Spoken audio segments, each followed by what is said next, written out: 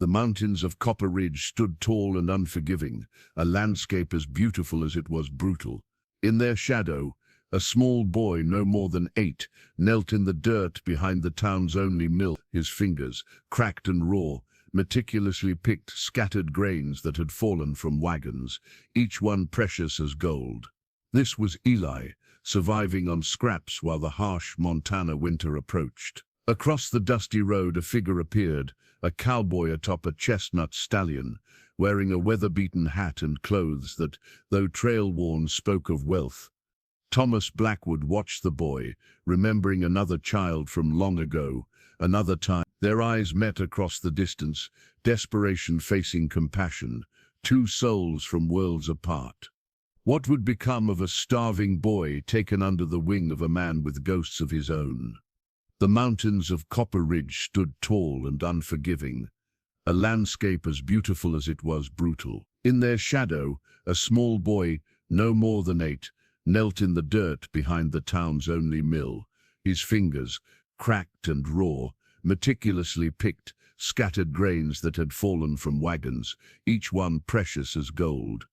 This was Eli, surviving on scraps while the harsh Montana winter approached. Across the dusty road, a figure appeared, a cowboy atop a chestnut stallion, wearing a weather-beaten hat and clothes that, though trail-worn, spoke of wealth. Thomas Blackwood watched the boy, remembering another child from long ago, another time. Their eyes met across the distance, desperation facing compassion, two souls from worlds apart. What would become of a starving boy taken under the wing of a man with ghosts of his own? Eli quickly tucked the grains into his worn leather satchel, a tattered bag that held everything he owned in this world. The cowboy dismounted with the fluid grace of a man who'd spent his life in the saddle. "Those ain't much of a meal, son," the man said, his voice deep but gentle. Eli backed away, clutching his satchel. "I ain't stealin'." They was on the ground. "Didn't say you were." The man's weathered face crinkled slightly at the eyes. "Name's Thomas Blackwood. Own a ranch about 10 miles west." Eli said nothing, sizing up the stranger. Experience had taught him that kindness often came with conditions he couldn't afford to pay. "What's your name, boy?" "Eli," he mumbled, then added with a hint of defiance, "Eli Mason." Thomas nodded, glancing at the boy's threadbare clothes and the hollows in his cheeks. "Where's your folks, Eli Mason?" "Ain't got none." Eli's jaw tightened. "Don't need none neither." Thomas reached into his saddlebag and pulled out a bundle wrapped in cloth. The smell of fresh bread and smoked meat wafted through the air. Eli's stomach growled audibly, betraying him. "A man needs to eat proper," Thomas said, offering the bundle. "Take it." Eli's hand trembled as he reached for the food, still expecting some trick. When his fingers closed around the bundle, he quickly retreated several steps before unwrapping it. Inside was half a loaf of bread, a thick slice of ham, and an apple, more food than he'd seen in weeks. "Why?" Eli asked between desperate bites. Thomas leaned against his saddle. "Had a bad crop once, long time ago. Man gave me a meal when I needed it. Sometimes that's all it takes." As Eli devoured the food, Thomas observed the mill yard. "You sleep here?" Eli shrugged. "Sometimes. Move around." "How long you been on your own?" "Since spring. Ma died of fever." He didn't mention his father. Some absences weren't worth explaining. The town was stirring to life. A wagon rolled by, its driver tipping his hat to Thomas. "Mornin', Mr. Blackwood." "Ellis," Thomas acknowledged with a nod. Eli noted the respect in the driver's voice. "This cowboy wasn't just any ranch hand. I could use help at my ranch," Thomas said casually. "Winter's coming. Lot of work getting ready." Eli stiffened. "I ain't charity. Never said you were. I'm offering fair pay for fair work." Thomas studied the boy. "Can you ride?" "Some." "Ever mended fences? Tended animals?" Eli shook his head. "Can you learn?" A flicker of something, perhaps hope, crossed Eli's face before suspicion returned. "Why me?" Thomas was quiet for a moment. Sometimes a man just knows where help is needed. He extended his hand. 1 week. Don't like it? I'll bring you back with a full belly and wages for your time. Eli looked at the offered hand, then at his nearly empty satchel. Winter in the mountains killed careless men and boys alike. 1 week, he agreed cautiously, his small hand disappearing into Thomas's calloused palm. Thomas helped him onto the horse, settling the boy in front of him. As they rode out of town, people stared. Eli sat rigid, uncomfortable with the attention and the closeness of this stranger. Yet something about the steady rhythm of the horse's hooves and the solid presence behind him made him gradually relax. "You got other boys at your ranch?" Eli asked finally. "No," Thomas said after a pause. "Just hands. Men who work the cattle." "Oh." Eli clutched his satchel tighter. "I ain't never worked with cattle before. There's a first time for everything. Eli Mason just needs someone willing to learn." As Copper Ridge fell behind them, Eli looked back only once at the town that had offered him nothing but hardship. Ahead lay uncertainty, but also the first full meal he'd had in months and the promise of shelter. It wasn't trust that made him go with Thomas Blackwood. Trust was a luxury he couldn't afford. But survival had taught him to recognize an opportunity when it appeared. He didn't know it yet, but that simple decision, born of hunger and necessity, would alter the course of both their lives forever. The Silver Spoon Inn stood at the center of Willow Creek, a two-story establishment that served as the social heart of the small town. Thomas directed his horse toward the hitching post, aware of the stares following them. It wasn't every day Thomas Blackwood rode in with a ragged child. "We'll eat before heading to the ranch," Thomas said, helping Eli down. "Proper food for the journey." Eli stood uncertainly on the boardwalk, painfully conscious of his dirty appearance amidst the respectable establishment. "They won't let me in looking like this." "They will." There was quiet authority in Thomas's voice. "You're with me." Inside, the inn was warm and smelled of fresh bread and roasted meat. Conversations paused as they entered.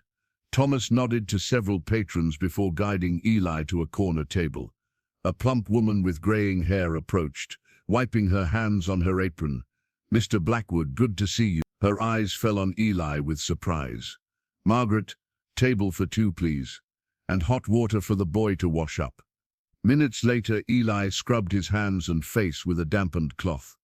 Thomas watched him, pulling out a silver pocket watch to check the time. The timepiece caught Eli's attention, finely crafted, with an intricate design etched on its cover. "It's nearly noon," Thomas said, noticing Eli's gaze. "We should reach the ranch before sunset." Eli's eyes remained on the watch. "That's real silver." Thomas nodded, extending it toward him. "Would you like to hold it?" With hesitant fingers, Eli took the watch, feeling its substantial weight. He ran his thumb over the engraving, a mountain range with a rising sun. "My father gave it to me," Thomas explained. "Said time's the one thing you can't get back once it's spent. Meant to remind me to use it wisely." Eli carefully returned it. "My ma had a locket once. Pear took it when he left." The food arrived, thick stew with chunks of beef and vegetables, fresh bread with butter, and apple pie for dessert. Eli stared at the spread, momentarily overwhelmed. "Eat slowly," Thomas advised. "Been a while since your stomach's seen a proper meal." Eli needed no further encouragement. He dug in, though he tried to mind his manners, aware of Thomas watching him. Between bites, Thomas asked simple questions: how old he was, how long he'd been alone. 8, near as I know, Eli answered.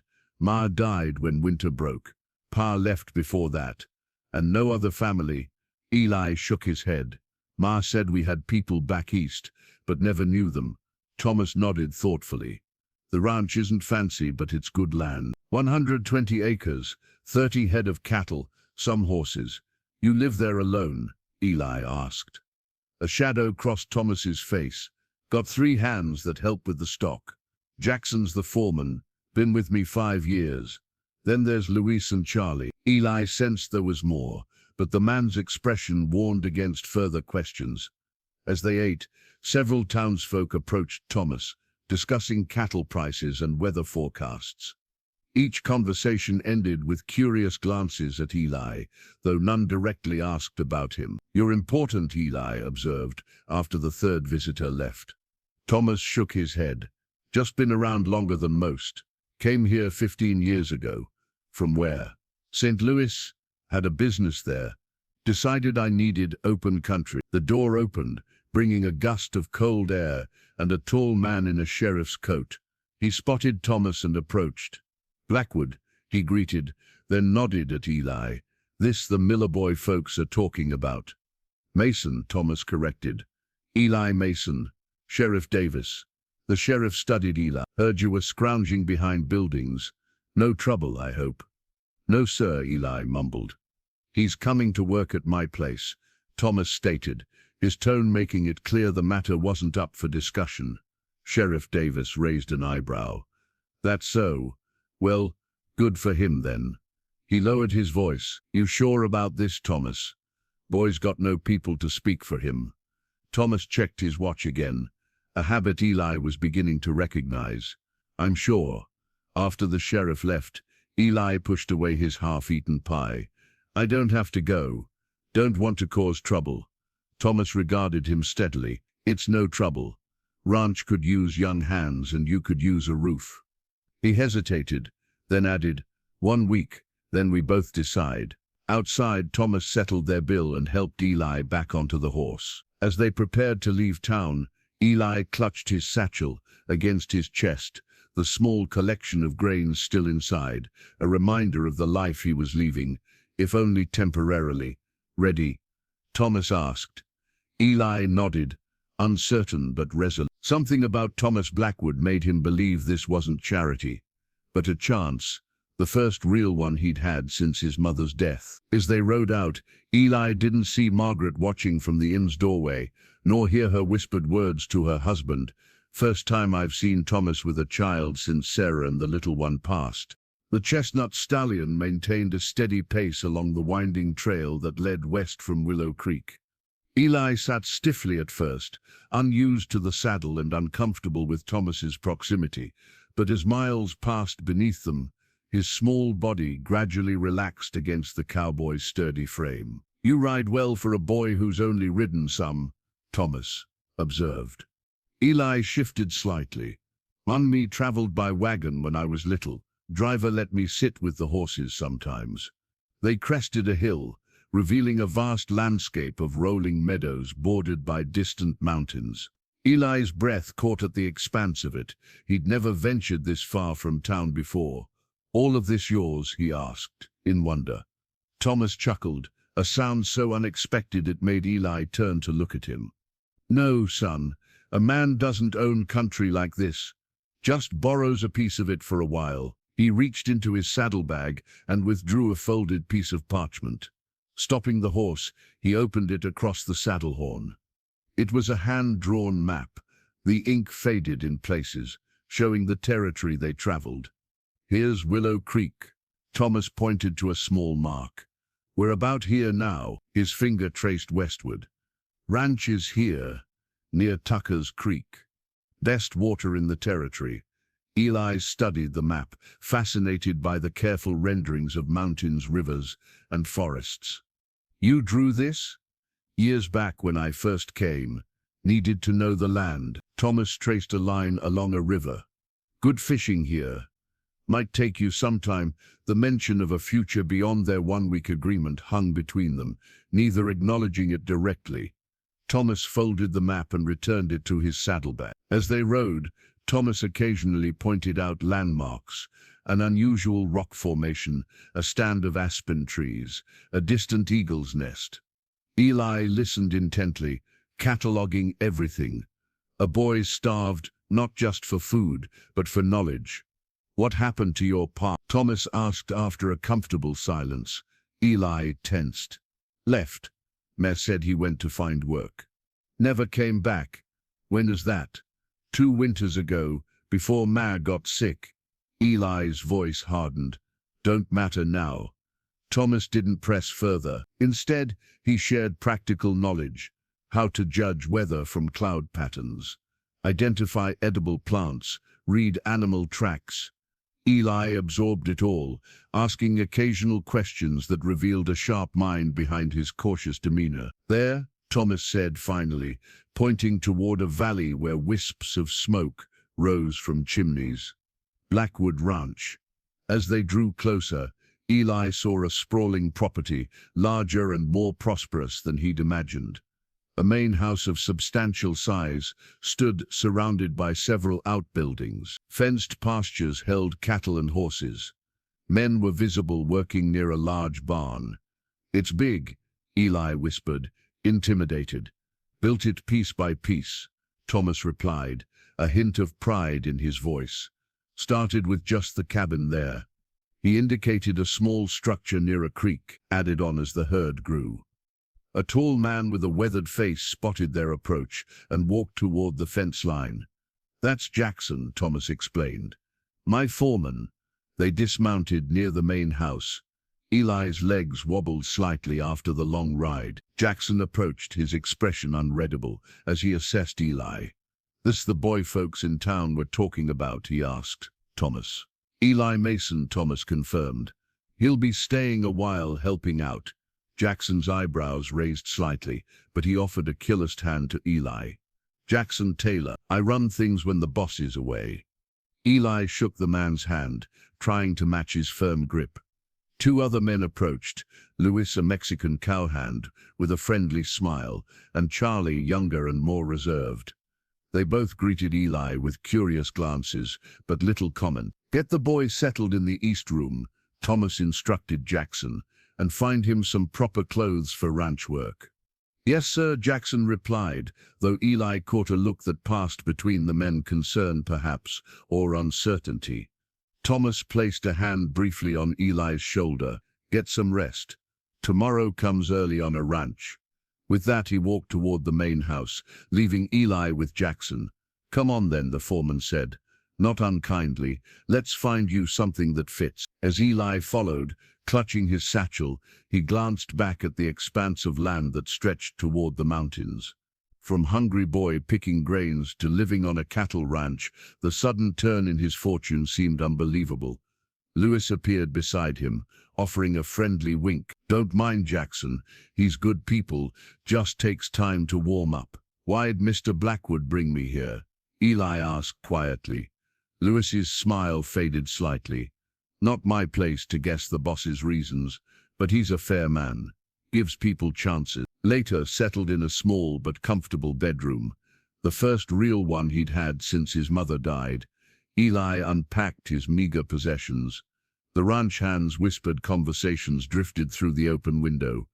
"Not our business," Jackson was saying. "Been 5 years since." Charlie's voice was cut off. "Enough," Jackson said firmly. "Boy's here now. That's all that matters." Eli lay back on the bed, staring at the ceiling. Whatever Thomas Blackwood's reasons for bringing him here, whatever secrets lay in the man's past, tomorrow would be the first day of his new life, temporary though it might be. Sunlight filtered through curtains. Ai didn't remember falling asleep beneath. For a disorienting moment he couldn't recall where he was. The softness of the bed felt foreign after months of sleeping on hard ground. He sat up quickly, taking in the small but tidy room. A dresser, a chair, a basin of water for washing. Reality returned. Blackwood ran, the cowboy who'd offered him work. A rooster crowed outside, followed by the sounds of men's voices and horses. Eli dressed quickly in his old clothes, uncertain what was expected of him. On the dresser sat a wooden toy horse, intricately carved and polished smooth with age. He picked it up cautiously, running his fingers over the detailed mane and saddle. It seemed out of place in this room prepared for a working boy. A knock interrupted his thoughts. "Breakfast," called Jackson's gruff voice. "Sun's been up a half hour already." In the kitchen, Luis was frying eggs and bacon, while Charlie set out plates. Thomas sat at the head of the table reviewing papers, his silver watch open beside him. All looked up as Eli entered. "Sleep well?" Thomas asked. Eli nodded, taking the seat indicated beside Thomas. "Yes, sir." "Good, you'll need it." Thomas folded his papers. Ranch work starts early, ends late. Breakfast was hearty. Eggs, bacon, biscuits with gravy. Eli ate steadily, storing energy for whatever tasks lay ahead. He listened as the men discussed the day's work: fences needing repair, cattle to move to the north pasture, a mare about to foal. "Boy can help me with the morning feed," Jackson suggested, eyeing Eli. "See how he does with basic chores." Thomas nodded. "Start him simple, he's never worked ranch before." "I can work hard," Eli asserted, feeling the need to prove himself. A faint smile touched Thomas's face. "No doubt, but ranching takes knowing as much as working. Learn first, then." After breakfast, Jackson led Eli to the barn, explaining each task methodically: how much feed for which animals, where tools belonged, the importance of checking water troughs. Eli absorbed everything, determined not to make mistakes. "Mr. Blackwood has standards," Jackson said, watching Eli distribute feed to the horses. "Everything has its place and purpose here." "How long have you worked for him?" Eli asked, struggling with a heavy bucket. 5 years. Since he started building this place up proper." Jackson took the bucket, showing Eli an easier way to carry it. "He's fair, pays well, doesn't talk much." "Was he always alone?" Jackson's expression closed. "Ask him yourself if you're curious." By midday, Eli's arms ached from unfamiliar labor, but he worked without complaint. Thomas appeared occasionally, observing silently before moving on. Each time, Eli redoubled his efforts. After lunch, Thomas himself took over Eli's instruction, bringing him to a gentle mare in the corral. "This is Penny," Thomas said. "Sweetest horse on the property. You'll learn to ride properly on her." Eli approached cautiously. "She's big, just tall. Nothing to fear if you respect her." Thomas guided Eli's hand to stroke the mare's neck. "Horses know when you're nervous. Stay calm." They stay calm. For the next hour, Thomas taught Eli basic horsemanship: how to approach, groom, saddle, mount. The patient instruction was unlike anything Eli had experienced. His own father had taught with shouts and impatience. On the rare occasions he'd taught anything at all. As afternoon waned, Thomas left Eli with Charlie to learn about tending the vegetable garden while he attended to business in his study. Eli worked diligently, but couldn't help noticing the occasional curious glances from the ranch hands, or the whispered conversations that stopped when he approached. At dinner, Thomas asked about his day. Eli recounted everything he'd learned, eager to show his retention. "Boy's got a good head," Jackson commented, surprising Eli with the compliment. "And quick hands," added Lewis. "Figured out the feed distribution faster than Charlie did his first week." Charlie snorted good-naturedly. "Just don't let him near the accounts. Numbers ain't my strong suit." "Can you cipher, Eli?" Thomas asked. "Ma taught me some," adding, "subtracting. Started on multiplication before she got sick." Thomas nodded thoughtfully. "Useful skill on a ranch. Maybe we'll work on that too." That night, exhausted but satisfied, Eli returned to his room to find clean clothes laid out, simple but sturdy garments for ranch work. He changed gratefully, his old town clothes suddenly seeming like relics from another life. As he prepared for bed, he heard raised voices from the main house. Moving quietly to his window, he caught fragments of conversation between Thomas and Jackson. "Not saying it's wrong, just sudden. People will talk. Let them." Thomas's voice was firm. "Since Sarah and Emily, you've never." "That's enough, Jackson." Eli returned to his bed, the wooden horse on his dresser catching the moonlight. Sarah and Emily, names from Thomas Blackwood's past. People who once mattered enough that their memory could silence even the outspoken foreman. Sleep claimed him quickly that night, but brought troubling dreams: his mother's face fading into shadow, his father's angry departing back, and a strange scene of fire that woke him gasping just before dawn. The first week stretched into 2, then 3, neither Eli nor Thomas mentioning their original agreement. Each day brought new lessons, new skills, and new aches, as Eli's body adapted to ranch work. The boy rose before dawn without complaint, moving from feeding animals to mucking stalls to helping Luis repair tack with increasingly competent hands. Thomas observed Eli's progress with quiet approval. The boy had a natural way with animals, especially Penny, who would nicker softly whenever she saw him approaching with apples, salvaged from his breakfast. "She likes you," Thomas commented one morning, watching Eli brush the mare's chestnut coat. "Horse is a good judge of character. Luis says I should name my first horse after her someday," Eli replied, then hesitated, realizing he'd presumed a future beyond his temporary stay. Thomas merely nodded. "Good tradition. My first horse was named after my father's mount." By the third Saturday, Thomas announced it was time for town. "Need supplies. You need proper boots. Can't have you wearing Jackson's old pairs forever." Eli glanced down at the oversized boots he'd been shuffling around in, rolled socks stuffed in the toes to make them fit. "These are fine, sir. Proper tools for proper work," Thomas insisted, "including footwear." In town, they visited the general store first. Mr. Peterson, the proprietor, greeted Thomas warmly before his eyes settled on Eli with undisguised curiosity. "So this is the boy everyone's talking about," he said. "Staying on permanent then, is he?" Thomas's expression revealed nothing. "We need boots, proper work clothes." Growing boys sighed. While Thomas handled the transactions, Eli wandered through the store, marveling at items he'd previously only gazed at through the window.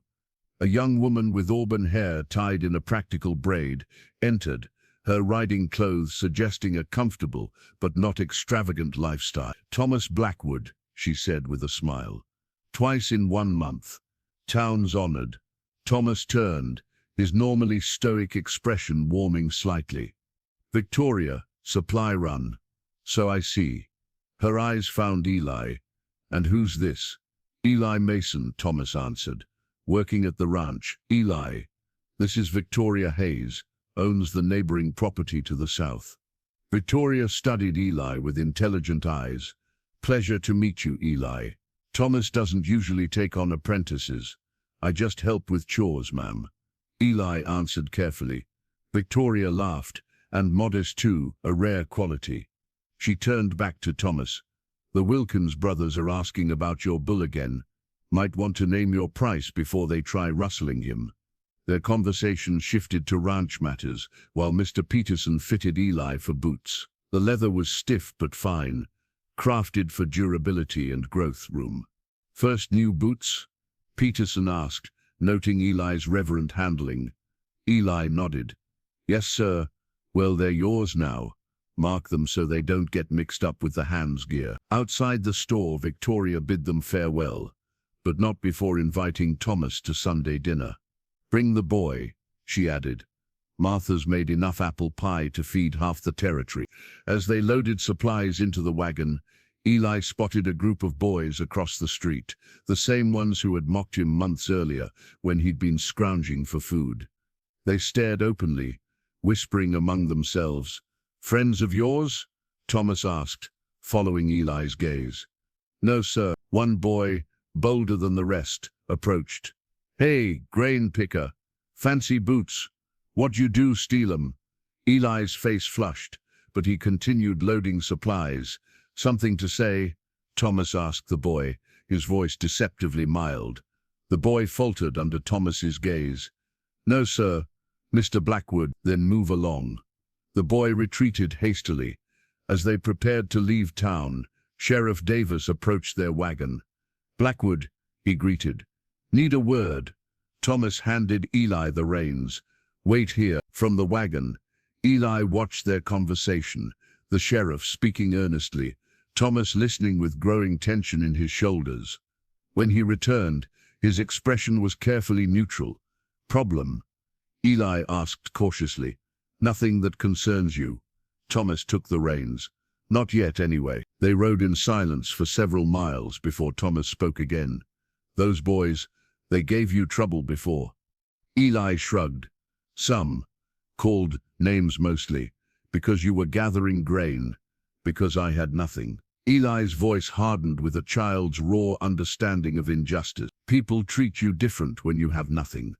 Thomas considered this. True enough. World's not always fair. He glanced at Eli. But a man makes his own way regardless. That evening, Victoria Hayes arrived unexpectedly at the ranch. Eli, practicing his reading on the porch, watched her approach on horseback. "Evening, Eli," she called. "Thomas around?" Before Eli could answer, Thomas emerged from the barn.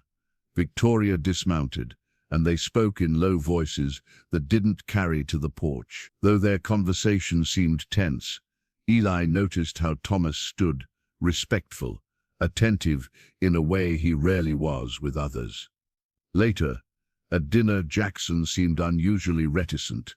When Eli asked about Victoria Hayes, the foreman exchanged glances with Louise. "Good neighbor," Jackson said finally. "Runs her place alone since her husband passed. Knows ranching better than most men in the territory." "Is she friends with Mr. Blackwood?" Louise suppressed a smile. "You could say that." Charlie snorted. "If by friends you mean she's the only person who can tell him when he's being a stubborn mule and live to tell about it." "That's enough," Jackson said, though without real anger. "Boy doesn't need to hear ranch gossip." That night, Eli placed his new boots carefully beside his bed, running his fingers over the leather one last time. From nothing to something, the transformation still felt tenuous, dreamlike. The whispers in town, the sheriff's concern, Victoria's questions, all suggested that his presence at Blackwood Ranch meant something beyond a simple work arrangement. What that meaning might be, and whether it boded well or ill for his future, remained uncertain. Thomas sat at his desk, reading the letter again in the lamplight. The paper was high quality, the handwriting precise, a lawyer's hand. The St. Louis postmark dated it 3 weeks prior. His jaw tightened as he folded it carefully and returned it to its envelope. A soft knock interrupted his thoughts. "Enter," he called, slipping the letter into his desk drawer. Jackson appeared in the doorway. "Cattle counts done. 37 head, including the new calves. That bull of yours earned his keep this season." Thomas nodded absently. "Something wrong, boss?" Jackson ventured, noting Thomas's distraction. "Nothing that can't wait." Thomas rose from his desk. "The boy. How's he doing?"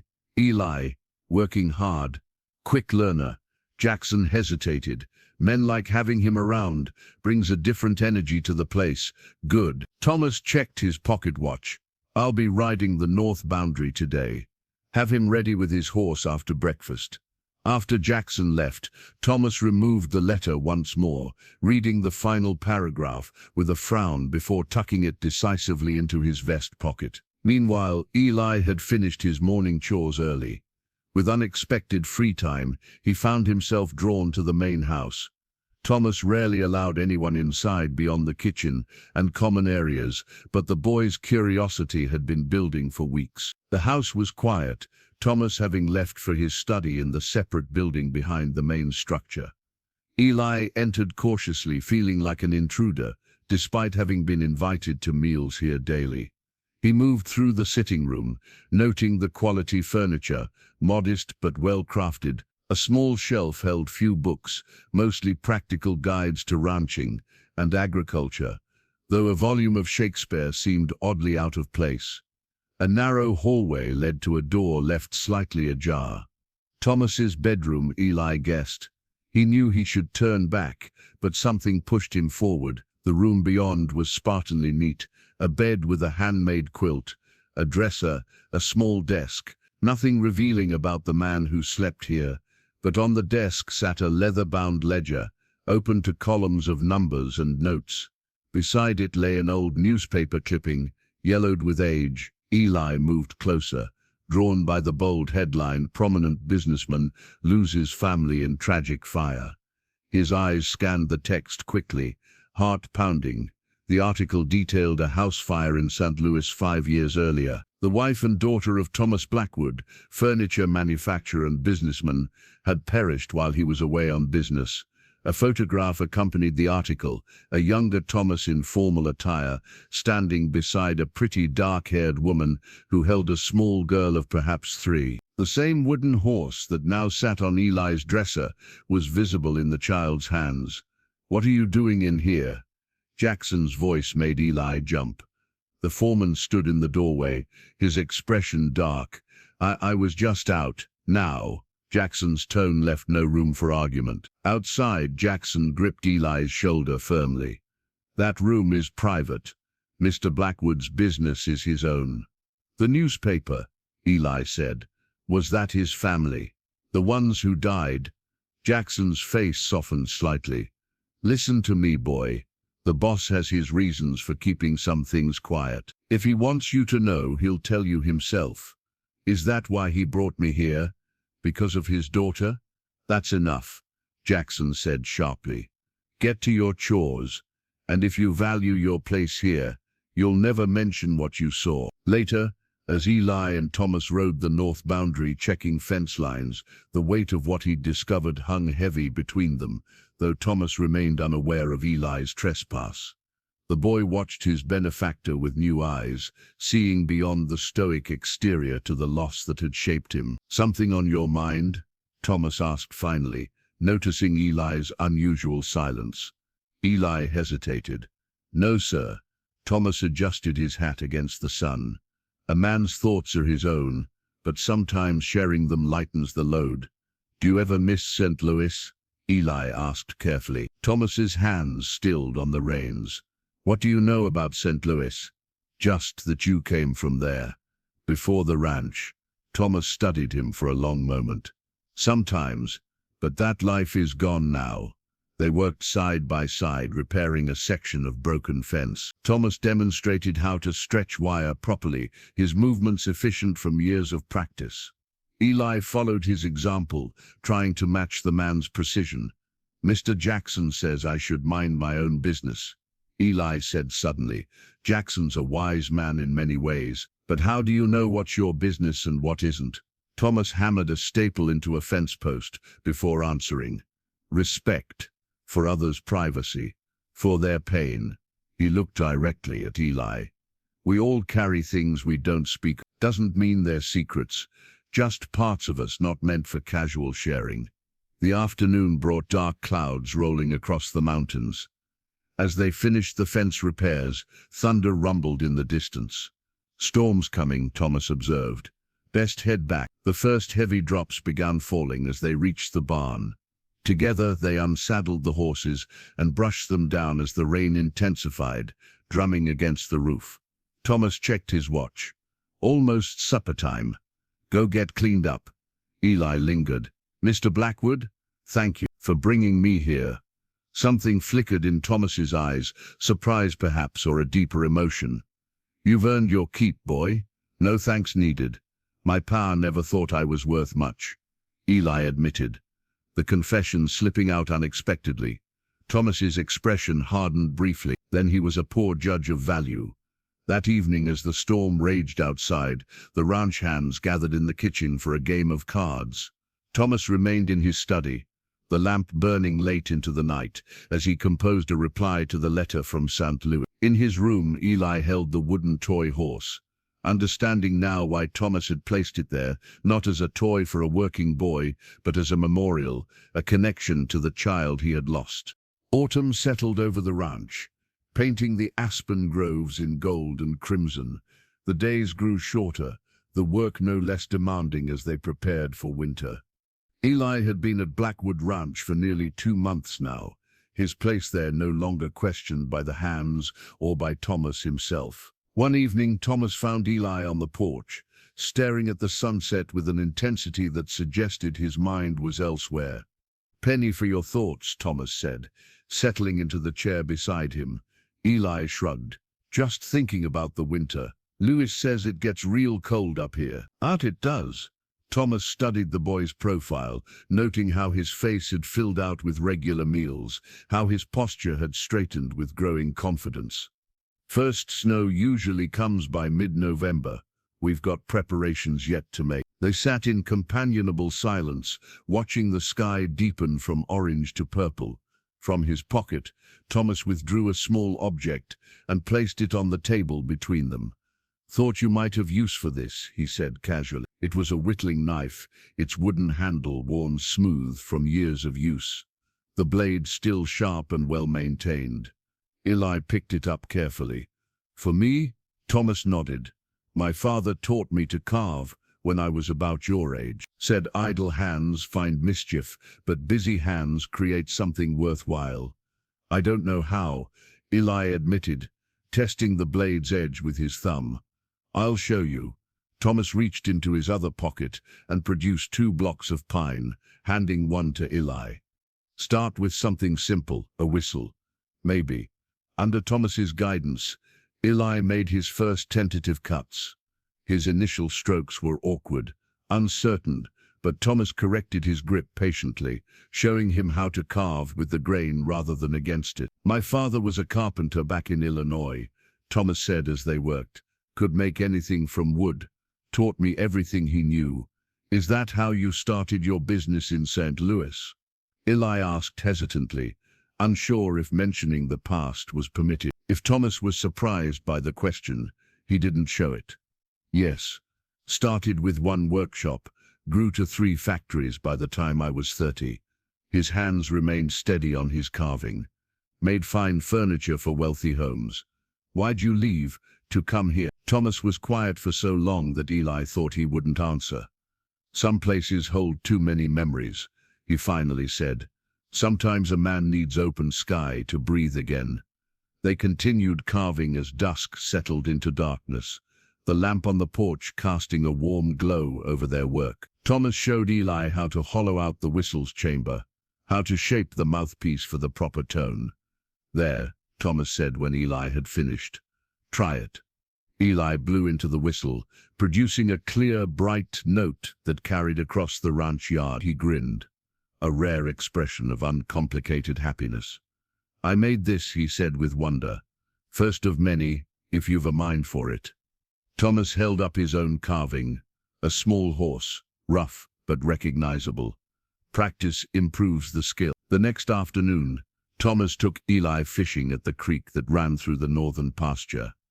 They sat on the bank, lines dropped into the clear water, continuing the whittling lessons between catches. "My ma used to take me fishing," Eli said, carefully shaping a small block of wood before she got sick. "Was she a good mother?" Thomas asked quietly. Eli nodded. "The best. Always made sure I had food, even when there wasn't much. Read to me every night, even after working all day cleaning for rich folks in town." "She taught you to read then?" "Some. Wasn't much time for learning after Pa left." Eli's knife slipped, nicking his finger. He sucked in a breath, but didn't complain. Thomas passed him a handkerchief. "Careful there. Sharp tools demand respect." As Eli wrapped his finger, Thomas continued, "We could continue your reading lessons, if you'd like. Winter evenings are long here. Good time for books." Eli looked up, surprised. "You wouldn't mind?" "Knowledge is never wasted." Thomas reeled in his line, a trout wriggling at the end. "Speaking of which, time to learn how to clean a fish properly." On the way back to the ranch, they encountered Victoria Hayes on horseback. She smiled warmly at the sight of their fishing poles and the string of trout. "Successful expedition, I see," she called. Thomas nodded. "Eli's got a natural talent for patience." "An underrated virtue," Victoria replied. Her gaze lingered on the boy. "You're looking well, Eli. Ranch life agrees with you." "Yes, ma'am," Eli answered, standing a little straighter.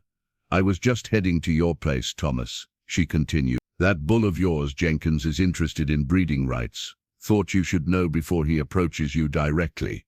Thomas considered this. "Tell him to come by next week. We can discuss terms."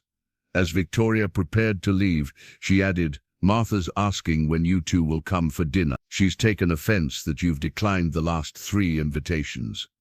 "Been busy," Thomas said, "but we'll come Sunday next, if that suits." "Perfect." Victoria's eyes moved between them, a thoughtful expression crossing her face. "You make quite the pair, you two. Wouldn't have expected it, but there it is. After she rode away, Eli asked, "Do you like Miss Hayes?" Thomas gave him a sharp look. "She's a good neighbor and a fine rancher. Charlie says she's the only one who can tell you when you're wrong." A rare laugh escaped Thomas. "Charlie talks too much." But there was no annoyance in his voice. That evening, as they sat by the fire continuing their whittling, Eli's new whistle lay on the table beside them. Thomas watched the boy's intense concentration, the careful way he handled the knife, so different from the half-wild child he'd found scrounging behind the mill. "You're doing well here, Eli," he said simply. Eli looked up, his eyes reflecting the firelight. "I want to stay," he said, the words rushing out. "I know it was just supposed to be temporary, but you have a place here as long as you want it." Thomas interrupted gently. "Should have made that clear before now." Something tight in Eli's chest loosened at these words. He returned to his carving with renewed purpose. While Thomas watched the flames, the letter from St. Louis a distant, but not forgotten concern. The morning of their supply run dawned clear and cold. Thomas stood on the porch, watching as Jackson helped Eli load the last of their empty grain sacks into the wagon. "Ready for town?" Thomas asked as Eli approached. The boy nodded, but his expression held a hint of apprehension. Thomas recognized it immediately. The last visit to Willow Creek had been brief, focused solely on boots. This trip would be different, a full day of errands that would put Eli on display for the town's curious eyes. "Got something for you," Thomas said, holding out a package wrapped in brown paper. "Can't have my ranch hand looking like a vagabond in town." Eli unwrapped the bundle to find new clothes, sturdy trousers, a proper shirt and a wool coat for the coming winter. The quality was good without being ostentatious, practical garments for a growing boy. "These are really for me?" Eli asked, running his fingers over the coat's thick fabric. "Try them on," Thomas directed. "If they don't fit, we can exchange them in town." Minutes later, Eli emerged from his room transformed. The clothes fit well, giving him the appearance of a proper rancher's apprentice rather than a charity case. He stood taller, as if the new garments had altered more than just his appearance. "Now you look the part," Thomas approved. "Best get moving." Long list of supplies to gather before sundown. As they drove toward town, Eli practiced his reading with a supply list. Thomas had prepared. His skills had improved considerably during their evening lessons, though some words still challenged him. "What's this one?" he asked, pointing. "Liniment," Thomas replied. "For sore muscles and joints. Winter makes old injuries ache." Willow Creek appeared busier than usual as they arrived. Thomas explained that the approaching winter drove many outlying homesteaders to stock up before snow made travel difficult. They left their wagon at the livery and proceeded on foot to the general store. Inside, Mr. Peterson greeted them warmly.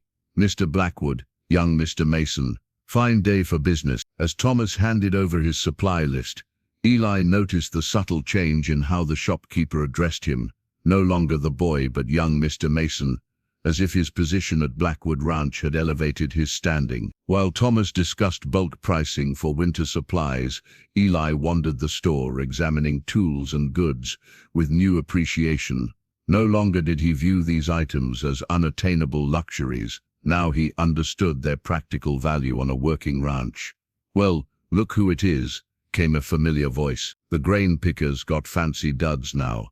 Eli turned to find three boys from his past, the same ones who had mocked him months earlier.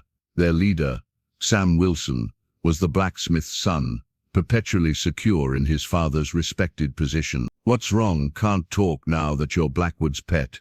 Sam taunted when Eli remained silent. "Leave me be," Eli said quietly. "I'm not bothering you. Heard you're living out at his ranch." Another boy chimed in. "My pa says it ain't natural, him taking in a stray like that." Eli's hands clenched. "Mr. Blackwood gave me honest work. Nothing wrong with that." Sam stepped closer. "My pa says he's only keeping you 'cause of what happened to his own kid. Says he's not right in the head since the fire." "That's a lie," Eli retorted, his voice rising. "Is it? Everyone knows." "That's quite enough, Sam Wilson," interrupted Victoria Hayes, who had entered unnoticed.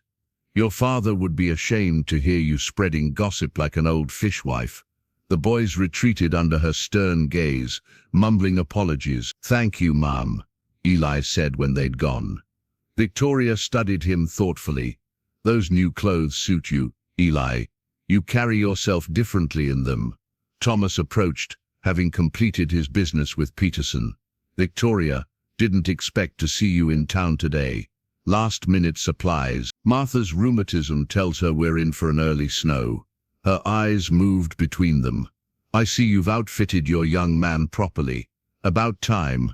After leaving the general store, they visited the blacksmith for horseshoes, the feed mill for grain, and the butcher for salt pork. Throughout their errands, Eli noticed the speculative glances, the conversations that paused as they passed, the mixture of curiosity and judgment that followed them. At the sheriff's office, Thomas left Eli waiting outside while he spoke privately with Sheriff Davis. Through the window, Eli could see their serious expressions, the papers Davis showed Thomas, the tight line of Thomas's jaw as he read them. When he emerged, Thomas's mood had darkened visibly. "Problem?" Eli ventured, as they walked toward the cafe for lunch. "Nothing that concerns you," Thomas replied, then sighed at Eli's crestfallen expression.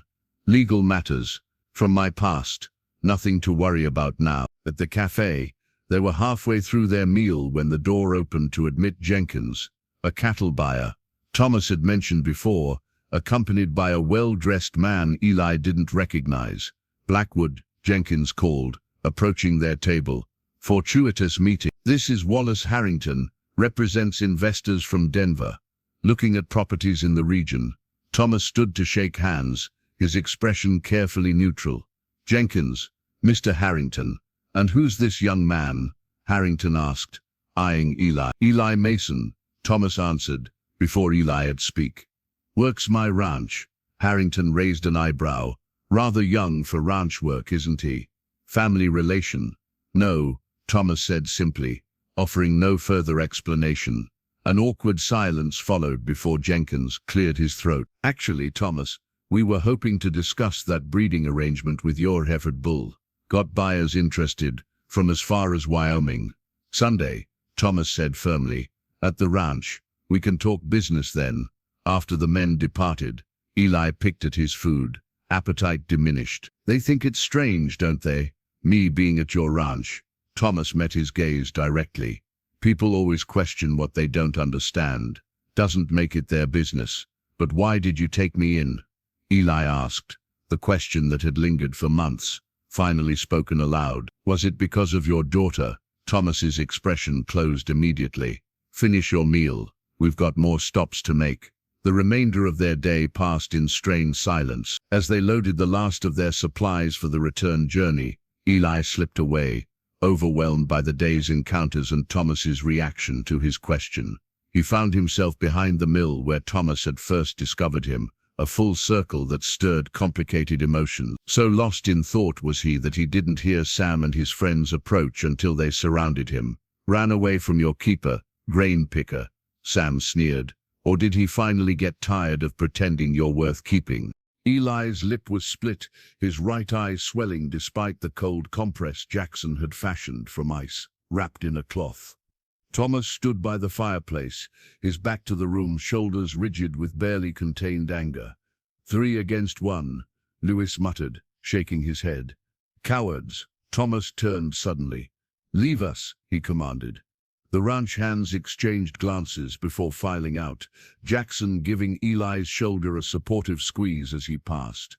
When they were alone, Thomas approached, gently tilting Eli's face to examine the damage. "How's the rib?" "Just bruised," Eli winced. "I've had worse." Thomas's jaw tightened at this casual revelation of past abuse. "You held your own, 3 bigger boys. Not many would stand their ground." Eli looked down. "Wasn't much choice. They blocked the alley." "There's always a choice." Thomas poured himself a small measure of whiskey, something Eli had rarely seen him do. "You could have called for help. Wouldn't have made it in time," Eli replied. Then, quieter, "And I'm tired of needing rescue." Thomas studied him over the rim of his glass. Pride's a double-edged sword, boy. Can make a man stand tall or cut him down. Are you angry? Eli asked hesitantly. Not at you. Thomas set down his glass. Get some rest. We'll talk more tomorrow. But sleep proved elusive for Eli, his mind replaying the confrontation in the alley, the words the boys had hurled along with their fists, painful claims about Thomas's past, about why he'd taken in a homeless boy. Worst were the insinuations about his own worth, reopening wounds his father had inflicted years before. Near midnight, restless and aching, Eli slipped from his bed. Perhaps a drink of water would help. He moved quietly through the darkened ranch house toward the kitchen, but stopped at the sound of music, a delicate melody, haunting in its sweetness. Following the sound, he found Thomas in his study, the door ajar. The man sat in a leather chair, head bowed over a small wooden box in his hands. The music emanated from it, a music box, its mechanism turning steadily as a melancholy tune played. Thomas looked up, his expression unguarded in a way Eli had never seen before. To his shock, Eli saw moisture in the man's eyes. "Sir?" Eli said uncertainly. "I just wanted some water." Thomas closed the music box, the melody cutting off abruptly. "Come in," he said, his voice rough. He gestured to another chair. "Sit if you want." Eli hesitated, then entered, settling gingerly into the offered seat. Thomas reopened the music box, letting the tune play between them. "My daughters," Thomas said finally. "Emily," she was 4 when he stopped, took a breath. "Would have been 9 this year." Eli remained silent, understanding the rare gift of Thomas's confidence. "It was her birthday today," Thomas continued. "November 12th. Sarah, my wife, gave her this music box that morning." His fingers traced the inlaid pattern on the lid. "I was in Chicago on business. Came home to ashes." "I'm sorry," Eli whispered. Thomas nodded, acknowledging the inadequate but sincere condolence.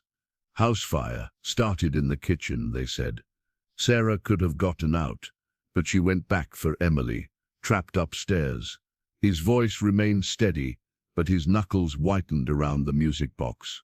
"Found them together by the window. Smoke got them before the flame." A long silence followed, broken only by the music box's gentle genly as it played through its cycle again.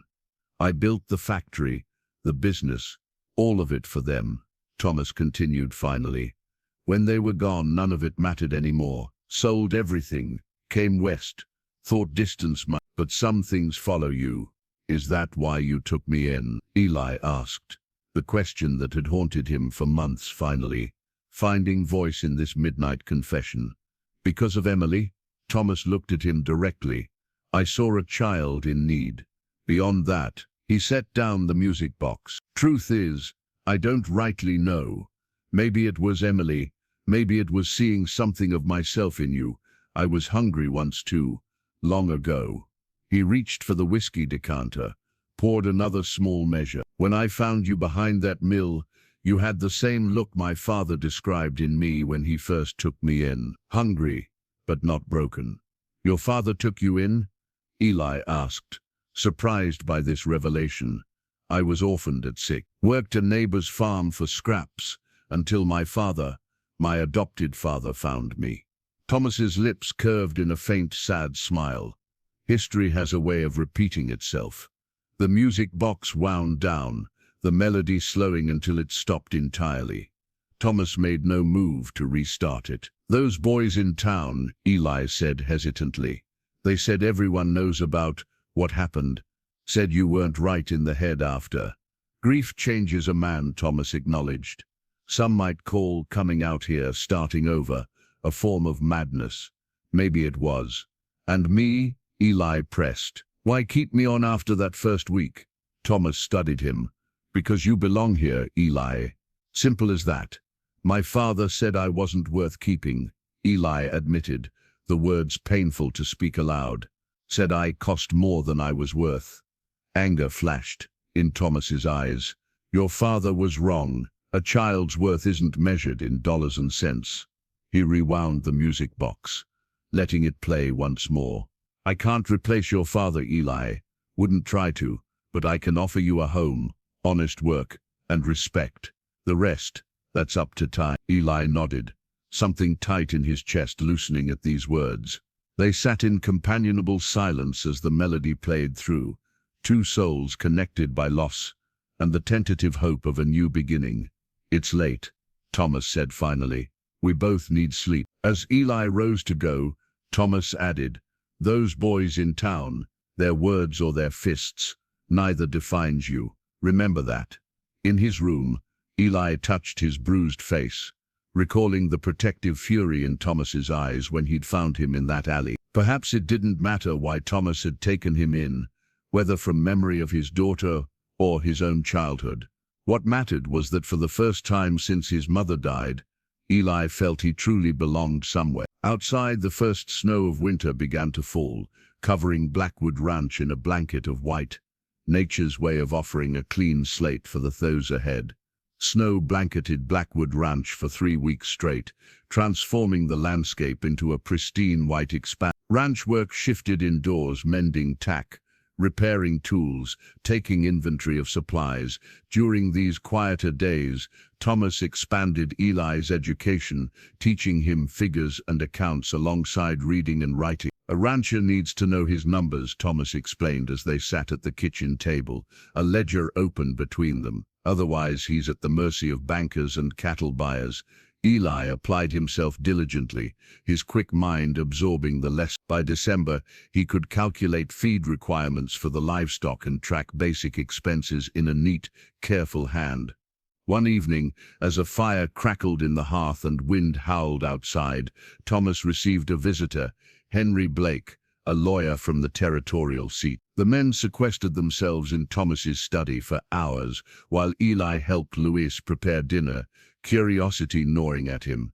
When they finally emerged, Blake nodded politely to Eli before departing, leaving Thomas pensive and withdrawn through the meal. After the hands retired for the night, Thomas beckoned Eli to join him by the fire. Need to discuss something with you, he began, uncharacteristically hesitant. Legal matters. Eli waited, apprehension building. I've been considering, Thomas continued, making our arrangement more permanent, legally speaking. Understanding dawned slowly. You mean like adoption? Thomas nodded, his expression carefully neutral. Blake brought papers.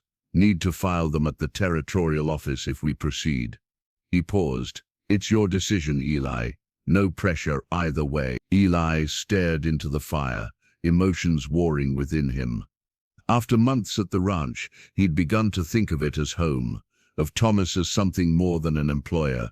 But legal adoption, that was different. Final. What would it mean, exactly? He asked cautiously. Legally, you'd be my son, inherit the ranch someday. Take my name if you wanted. Thomas's voice remained steady, but his hands betrayed his tension, gripping his knees tightly. Or keep Mason. Your choice. Blackwood, Eli whispered, trying the name silently. Eli Blackwood. Blake says the process is straightforward, given your circumstances. No known relatives contesting. Thomas hesitated. Unless what? Your father, if he's alive, has legal claim to you unless he formally relinquishes it. Eli's stomach tightened. He left us. Doesn't want me. Even so, the law recognizes blood ties. Thomas leaned forward. Eli, do you know where he might be? His full name? James Mason, Eli replied reluctantly. Ma said he headed to Nevada territories. Mining work. Thomas nodded thoughtfully. Blake will make inquiries. Might take time. The conversation was interrupted by an urgent knocking. Jackson entered, snow dusting his coat. Victoria Hayes is here. Says it's important. Victoria swept in, her cheeks flushed from the cold. Thomas, Eli. She nodded to them both, her expression grave. I wouldn't have come in this weather if it weren't urgent. What's happened? Thomas asked, rising. Victoria glanced at Eli, hesitating. Perhaps the boy should. Whatever you've come to say, Eli can hear it. Thomas interrupted. We don't keep secrets here. Victoria's eyes widened slightly at this declaration, but she nodded. Very well, I've had word from town. A man's been asking questions about Eli. A drifter who came through on yesterday's stage claims to be looking for his son. The color drained from Eli's face. My pa, here, don't know for certain, Victoria continued. But he matches the description. James Mason coming from Nevada. Sheriff Davis sent word with my hand, who was in town for supplies. Thomas's expression hardened. What exactly did he want to know? Whether a boy named Eli Mason was in these parts. Davis didn't confirm anything, said he'd have to speak with the territorial judge first. Victoria's gaze moved between them. Thomas, if this is the boy's father, I know the law, Thomas said sharply. Then, more controlled, thank you for bringing this to me directly. After Victoria departed, a heavy silence fell. Eli stared at his hands, turmoil evident in his face. He doesn't get to just come back, he finally whispered. Not after. His voice broke. Thomas knelt beside Eli's chair, meeting his eyes. Listen to me, nothing's decided yet. We don't even know if it's him for certain, but if it is, then we face it together. Thomas's voice was firm. I promised you a home here, Eli. I mean to keep that promise. The next morning, Thomas rode into town alone despite Eli's protests, returning by dusk with a grim expression. Eli waited on the porch despite the cold anxiety building with each passing hour. It's him, Thomas confirmed as he dismounted. Your father's at the hotel in town, claims he's been searching for you since your mother passed. Eli's hands clenched. That's a lie. He left before she even got sick. I know. Thomas brushed snow from his coat. Blake's looking into it. Meanwhile, your father's demanding to see you. I don't want to see him, Eli said fiercely. Thomas nodded, told him as much, but legally he has rights. Blake's working to challenge them based on abandonment, but it'll take time. That evening, Thomas laid a legal document on the table, the guardianship papers Blake had prepared. I filed these provisionally with the territorial office, he explained. It's a start at least. Eli touched the document reverently, tracing his name where it appeared alongside Thomas's. What happens now? We wait. Blake will present our case to the judge next week. Thomas's voice remained calm, but determination glinted in his eyes. Your father will likely contest it. Why would he? Eli asked bitterly. He never wanted me before. Thomas's expression darkened. Men have many motives. Eli, not all of them honorable. 3 days later, Jenkins arrived with Harrington, the Denver investor, to discuss breeding rights for Thomas's prized bull. The men gathered in the study while Eli tended to chores, trying to distract himself from thoughts of his father's sudden reappearance. Passing by the partially open study door, he overheard Harrington's voice, unnaturally loud with artificial concern. Quite a situation you've gotten yourself into, Blackwood. Taking in another man's son, forming attachments, could complicate our business arrangements. Eli froze, listening as Thomas replied coolly, My personal affairs are separate from ranch business, Harrington. Are they? The investor countered. A ranch needs stability, continuity. This custody dispute raises questions about your judgment. Perhaps we should postpone discussions until your domestic situation resolves. Unable to bear more, Eli fled to the barn, guilt washing over him. Thomas stood to lose business, respect perhaps more. All because of him. That night he made a difficult decision. Before dawn, he packed his few possessions, left a note of apology, and slipped away from the only real home he'd known since his mother died. Dawn broke cold and grey over Blackwood Ranch, the fresh dusting of snow from the previous night unmarred, except for a single set of small footprints leading from the bunkhouse toward the eastern hills. Jackson discovered Eli's absence during morning chores, the boy's bed empty, his few possessions gone save for the wooden horse left carefully centered on his pillow. Thomas read the folded note with a face carved from stone, the only sign of emotion a slight tightening around his eyes. "Miss Blackwood," he read aloud to the assembled ranch hands, "I heard what Mr. Harrington said. You took me in when no one else would, and I won't be the cause of trouble for you. It's better if I go. Thank you for everything, Eli." Louis swore softly in Spanish. Charlie stared at his boots. Jackson alone met Thomas's gaze directly. "He can't have gotten far in this weather," the foreman said. "Not on foot." Thomas folded the note carefully, tucking it into his vest pocket. "Penny's missing from the corral. He took her." "Smart kid," Jackson acknowledged. "But still, get the horses ready," Thomas interrupted, his voice brooking no argument. "Charlie, ride to the Hayes Ranch. Ask Victoria to send any hands she can spare. Louis, fetch supplies, blankets, food, medicine.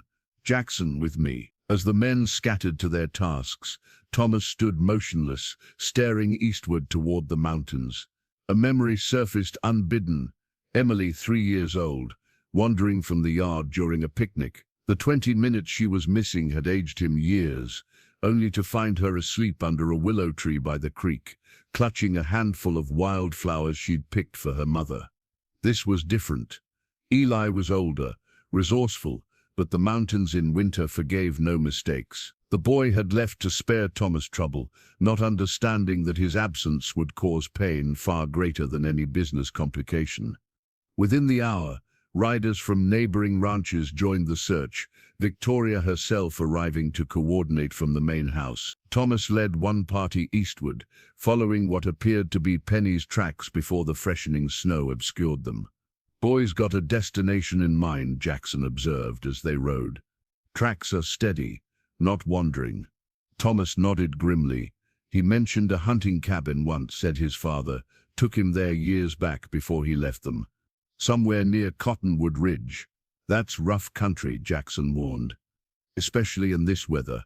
They pressed on as the day advanced, the sky darkening with the promise of more snow. Thomas's face was set in determined lines, his eyes constantly scanning the horizon.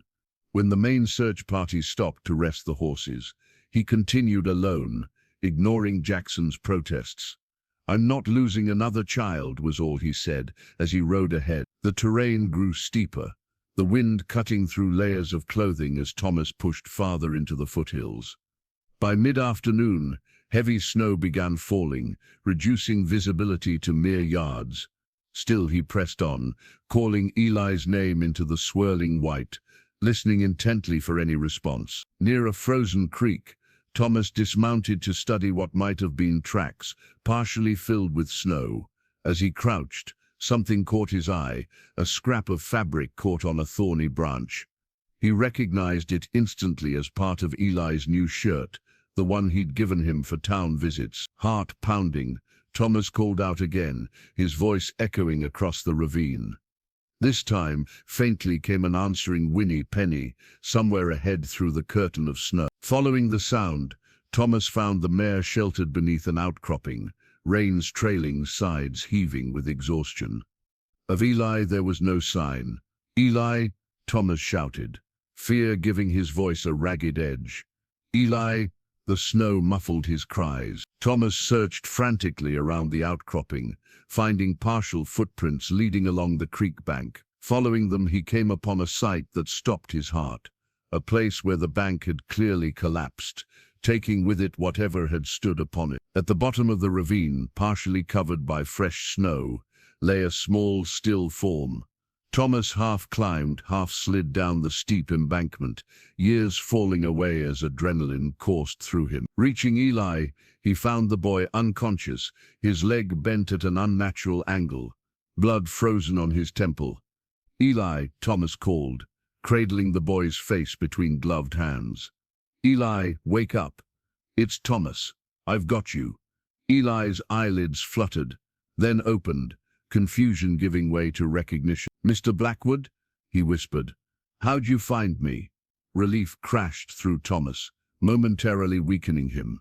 "Followed your trail," he said gruffly. "Penny helped." Eli winced as awareness of pain returned. My leg, I think it's broken. Penny spooked at something. I fell.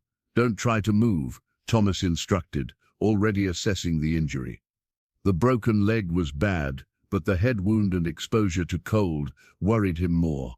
Hypothermia could kill faster than any broken bone. A distant shout carried on the wind. Jackson and the others, searching for them both now. Thomas fired his pistol 3 times in quick succession, the signal they'd agreed upon. They'll never reach us before dark, Thomas realized, studying the deepening gloom and worsening weather. The ravine offered some shelter from the wind, but not enough for a boy already dangerously chilled. Working quickly, Thomas removed his heavy coat, wrapping it around Eli. From his saddlebag, he retrieved a flask of whiskey, helping Eli take small sips for warmth. I'm sorry, Eli murmured, teeth chattering. Didn't mean to cause trouble. Hush, Thomas said gently. We'll talk about it later. Now we focus on getting warm. The snow fell heavier now, visibility reduced to almost nothing. Thomas realized with growing certainty that rescue would not come before morning. They were on their own. With careful movements, he fashioned a splint for Eli's leg, using branches and strips torn from his own shirt. The boy bore the pain stoically, only a sharp intake of breath, betraying his suffering. We need shelter, Thomas said, scanning their surroundings.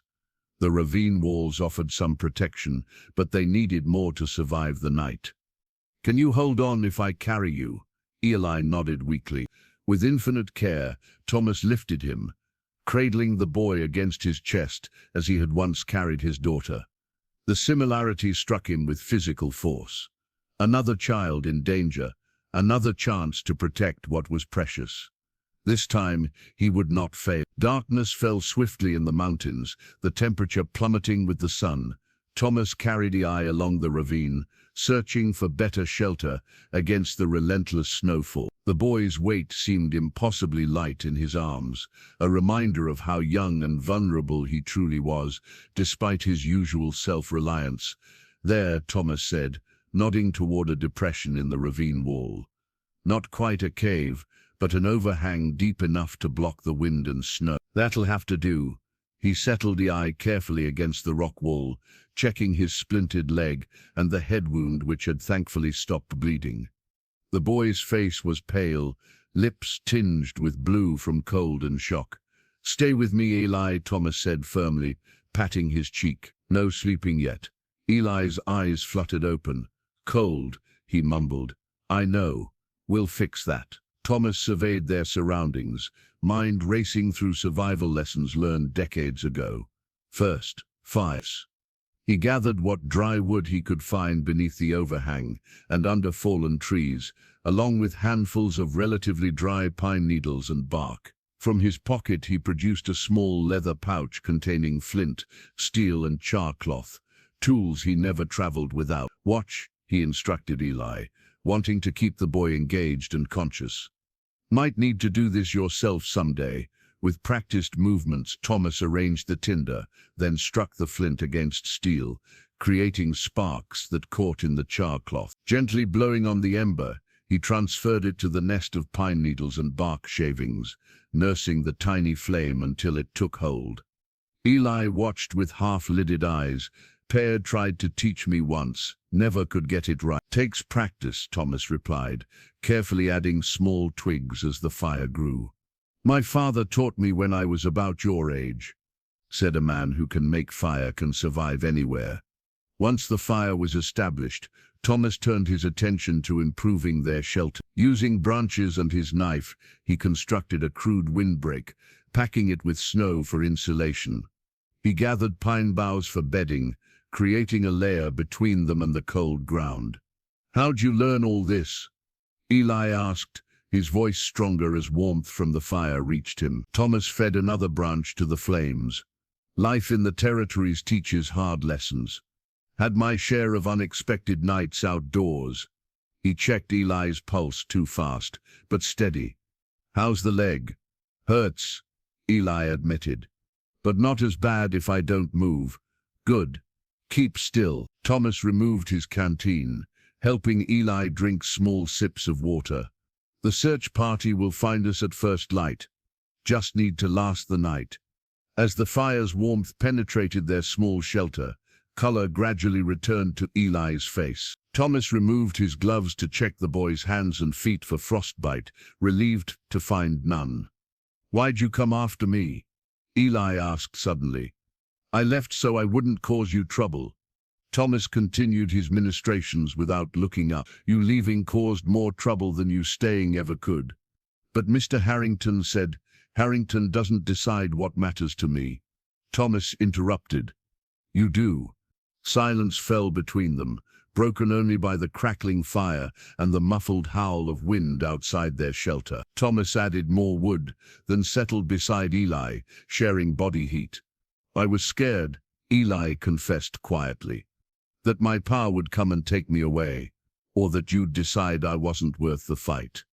Thomas sighed, his breath visible in the cold air. "When my daughter went missing once, just for 20 minutes in our own yard, I felt a fear like nothing before or since. Until today." He met Eli's eyes. "A child going missing, there's no greater terror for a parent." "But I'm not," Eli began.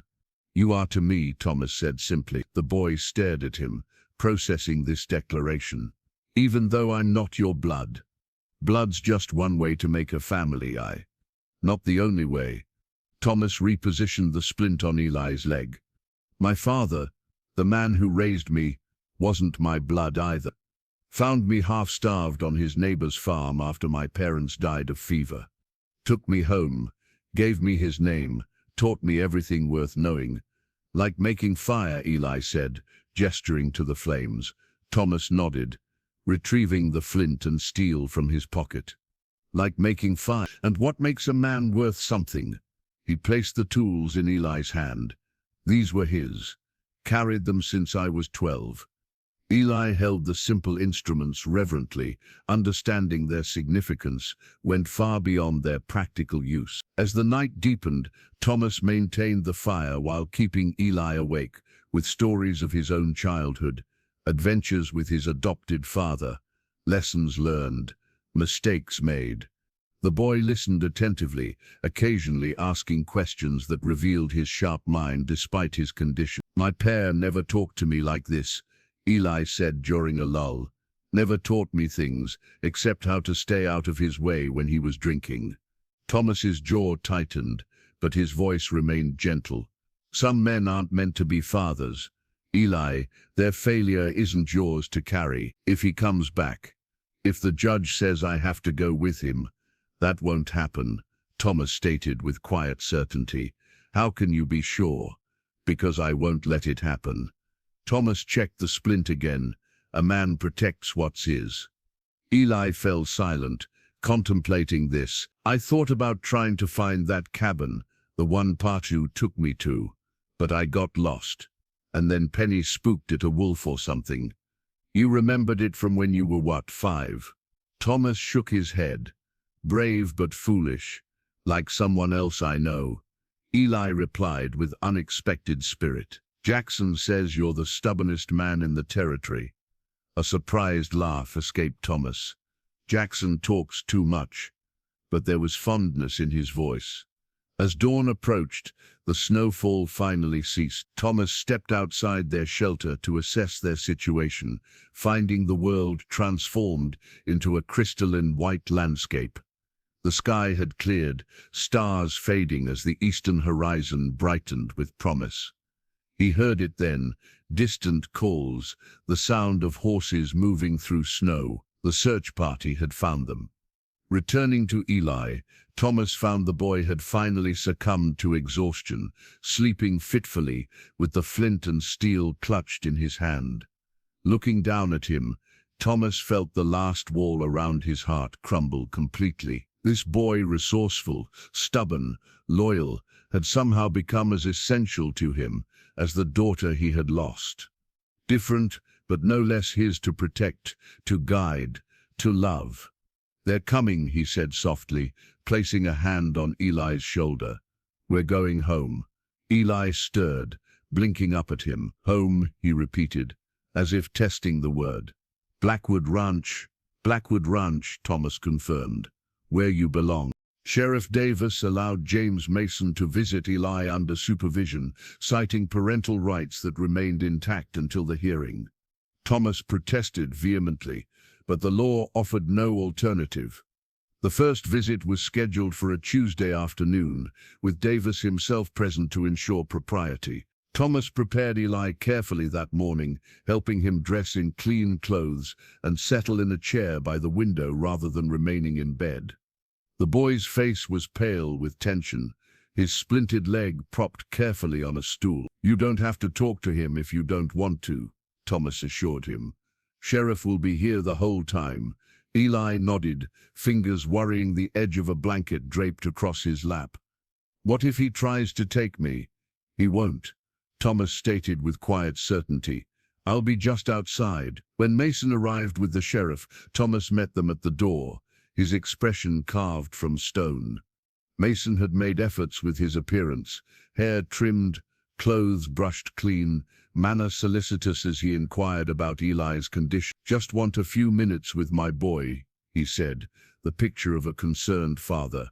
"Been too long apart." Thomas stepped aside without comment, allowing them entry while exchanging a meaningful glance with Davis. The sheriff nodded almost imperceptibly. He wouldn't let Mason out of his sight. The reunion was stilted, Mason standing awkwardly at Eli's bedside, while the boy regarded him with wary eyes. Thomas withdrew to the porch as agreed, though every instinct screamed to remain. "You've grown," Mason observed, settling into a chair beside Eli. "Your ma would hardly recognize you." Eli said nothing, studying the man who had featured in his earliest memories. Now somehow smaller, less substantial than the monster his young mind had constructed. "Heard about your accident," Mason continued, nodding toward the splintered leg. "Nasty business, but you're tough, like your old man. Why are you here?" Eli asked bluntly. "You left us years ago." Mason sighed theatrically. "I know how it must look, son. I left to find work. Mining was good money in Nevada. Planned to send for you both once I got established. You never sent anything, not one letter." "I tried," Mason insisted. "Sent what I could when the claims paid out. Must have got lost." He leaned forward, voice dropping confidentially. "Had some bad luck. I won't deny it. Got mixed up with some unsavory types. Made mistakes. But I never stopped thinking about you." Sheriff Davis shifted his weight by the door, a silent reminder of his presence. Mason straightened, his expression earnest. "When I heard your ma had passed, I came right away, but you were already gone from that town." He reached out as if to touch Eli's hand, then thought better of it, when the boy stiffened. "Been searching ever since?" "That's not true," Eli said quietly. "Ma wrote to the mining office. They said no one named James Mason had worked there in years." A flash of irritation crossed Mason's face, before smoothing into concern. "Used a different name for a spell. Had some debts following me, but that's all behind me now." He gestured around the room. "This Blackwood's been good to you, I can see that. But he's not blood. Eli, we're family." "He's never hit me," Eli replied, his direct gaze accusing, "or called me worthless." Mason's friendly demeanor cracked slightly. "You were young, misremembering. I was strict maybe, but only because I wanted you to grow up strong." The conversation continued in this vein, Mason spinning tales of his years away, Eli responding with increasing skepticism. Finally, Mason changed tactics. "Your mother," he said softly. "She give you her locket before she passed." Eli's hand moved instinctively to his shirt collar, where a small silver locket hung on a chain, his only tangible connection to his mother. "She would have wanted you to have it," Mason continued. "Said she'd leave it for you. If anything happened to her." "She did," Eli confirmed cautiously. "Could I see it?" Mason asked. "Just to remember her by." Reluctantly, Eli removed the chain, handing over the small silver oval. Mason examined it with what appeared to be genuine emotion, thumb brushing over the delicate floral engraving. "Caroline always loved this," he murmured. "It was her mother's."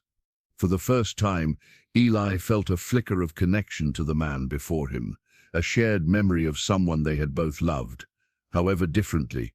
"You could keep it," Eli offered suddenly, surprising himself. "To remember her." Mason's eyes widened slightly before a calculating look replaced his nostalgia. "That's mighty generous, son. I'll think on it." After Mason and the sheriff departed, Thomas found Eli staring out the window, expression troubled. "How was it?" he asked carefully. Eli shrugged. "He lies. A lot. But. He remembered things. About Ma. The way she laughed. Her favorite flowers." Eli looked up, conflicted. Maybe he did care, in his way. Thomas nodded, respecting the complexity of Eli's emotions rather than dismissing them. It's possible to care and still fail someone badly. The visits continued twice weekly. Despite himself, Eli found fragments of childhood memories resurfacing, not all of them unpleasant. Brief fishing trips before the drinking started. A wooden top Mason had carved for his 5th birthday, his father teaching him to skip stones across the creek. Thomas watched the developing relationship with increasing concern, particularly when Mason began bringing small gifts, peppermint sticks, a pocket knife, stories of adventures in mining camps that captivated Eli despite his lingering distrust. "He's trying to buy the boy's loyalty," Thomas confided to Victoria during one of her visits. "And I can't interfere without seeming petty." Victoria squeezed his hand sympathetically. "Eli's smarter than that. He sees through Mason's charm." "Does he?" Thomas wasn't convinced. "He's still a child wanting his father's approval, despite everything." Their fears proved justified the following week, when Martha discovered Mason at the general store, attempting to sell a small silver locket to fund his mounting tavern debts. The housekeeper reported this to Victoria, who immediately rode to Blackwood Ranch. Thomas found Eli in the barn, having progressed to crutches and determined to resume some of his chores despite his injury. The boy was brushing Penny with single-minded focus, his face set in the closed expression Thomas had come to recognize as concealed pain. "Victoria told me about the locket," Thomas said gently. "I'm sorry." Eli's brush strokes never faltered. "Doesn't matter. Just a thing. It was your mother's." "It mattered." The brush stopped. Eli's shoulders trembled once before stiffening. He said he wanted it to remember her, but he just wanted drinking money. Thomas placed a steady hand on the boy's shoulder. "Some men can't see beyond their next desire, Eli. Has nothing to do with your worth." Eli turned finally, eyes bright with unshed tears. "I wanted to believe him, even knowing what he is. I still—" He broke off. "Ashamed. He's your father," Thomas acknowledged. "That pull of blood, it's natural to feel it, but he's not." Eli struggled to articulate the complex emotions. "He's not good. Not like—" He stopped, unable to complete the comparison that hung in the air between them. That evening, as Thomas checked Eli's splint before bed, the boy spoke abruptly. "He's coming tomorrow. Said he has something important to tell me." Thomas nodded, keeping his expression neutral despite his concern. "I'll be here. I don't want to see him again," Eli said firmly. In the shadows of the hallway outside Eli's room, Mason's fist tightened around the empty bottle he'd carried from the saloon, having overheard every word.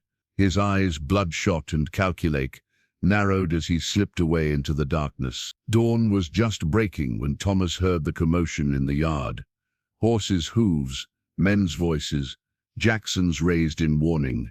He rose quickly, grabbing his rifle from above the mantel, before stepping onto the porch. Mason stood in the center of the yard, flanked by 2 rough-looking men Thomas didn't recognize.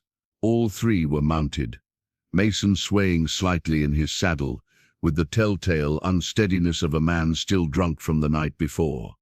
"Morning, Blackwood," Mason called with false cheer. "Thought I'd come early for my visit with the boy." Thomas descended the porch steps slowly, rifle held casually but visibly at his side. "Sheriff's not here. No visit without him." About that, Mason grinned, gesturing to his companions. Brought my own witnesses instead. This here's Decker and Rawlins, old friends from Nevada. The men nodded, their eyes cold, and assessing as they surveyed the ranch. Thomas recognized their kind immediately, hired muscle, probably with their own warrants in various territories. Private property, Thomas stated flatly. You're not welcome here. Mason's friendly facade cracked, revealing the anger beneath. My son's in that house. I've got rights to be determined at the hearing, 1 week from now. Damn your hearing. Mason spat, the pretense abandoned entirely. I'm taking the boy today. Jackson appeared from the barn, shotgun in hand.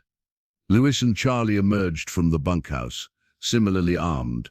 The standoff was clear, 3 against 4, with Thomas's men holding the defensive position. Mason's companions shifted uneasily, evidently not having expected such resistance. Mason himself seemed beyond rational calculation, his face flushed with drink and desperation. This isn't just about the boy, is it? Thomas asked quietly. Nevada law's catching up to you. Shut your mouth, Mason snarled. You don't know nothing. I know you're wanted in 3 counties. I know you didn't come looking for Eli until you needed somewhere to hide. Thomas took another step forward. I know you tried to sell his mother's locket for drinking money. Behind them, the front door opened. Eli stood on the porch, leaning heavily on his crutches, face pale in the early light. Eli, Mason called, his tone instantly shifting to one of wounded affection. Son, these men are trying to keep us apart, but I've come to take you home, where you belong. Eli's gaze moved between his father and Thomas, the tension in the yard palpable. You sold Ma's locket, he said, his young voice carrying clearly in the morning stillness. Mason's expression darkened. That was a misunderstanding. Martha got it wrong. Miss Peterson confirmed it. Thomas said, you tried to sell it for $2 and a bottle of whiskey. The boy's mine regardless. Mason's control slipped further. Blood is blood, and no judge in this territory will say different. I don't want to go with you, Eli stated firmly. I'm staying here. Mason's face contorted with rage. You ungrateful little. He cut himself off, visibly struggling to reassert his fatherly persona. You're confused, son. This man's turned you against me. But I'm still your... You stopped being my pa when you left us, Eli replied, his voice gaining strength. A real father doesn't abandon his family. Doesn't come back just when he needs something. Mason's hand moved to his hip, where a pistol rested. I'm not asking, boy. Thomas raised his rifle slightly, a clear warning. Think carefully, Mason. You're outnumbered and outgunned.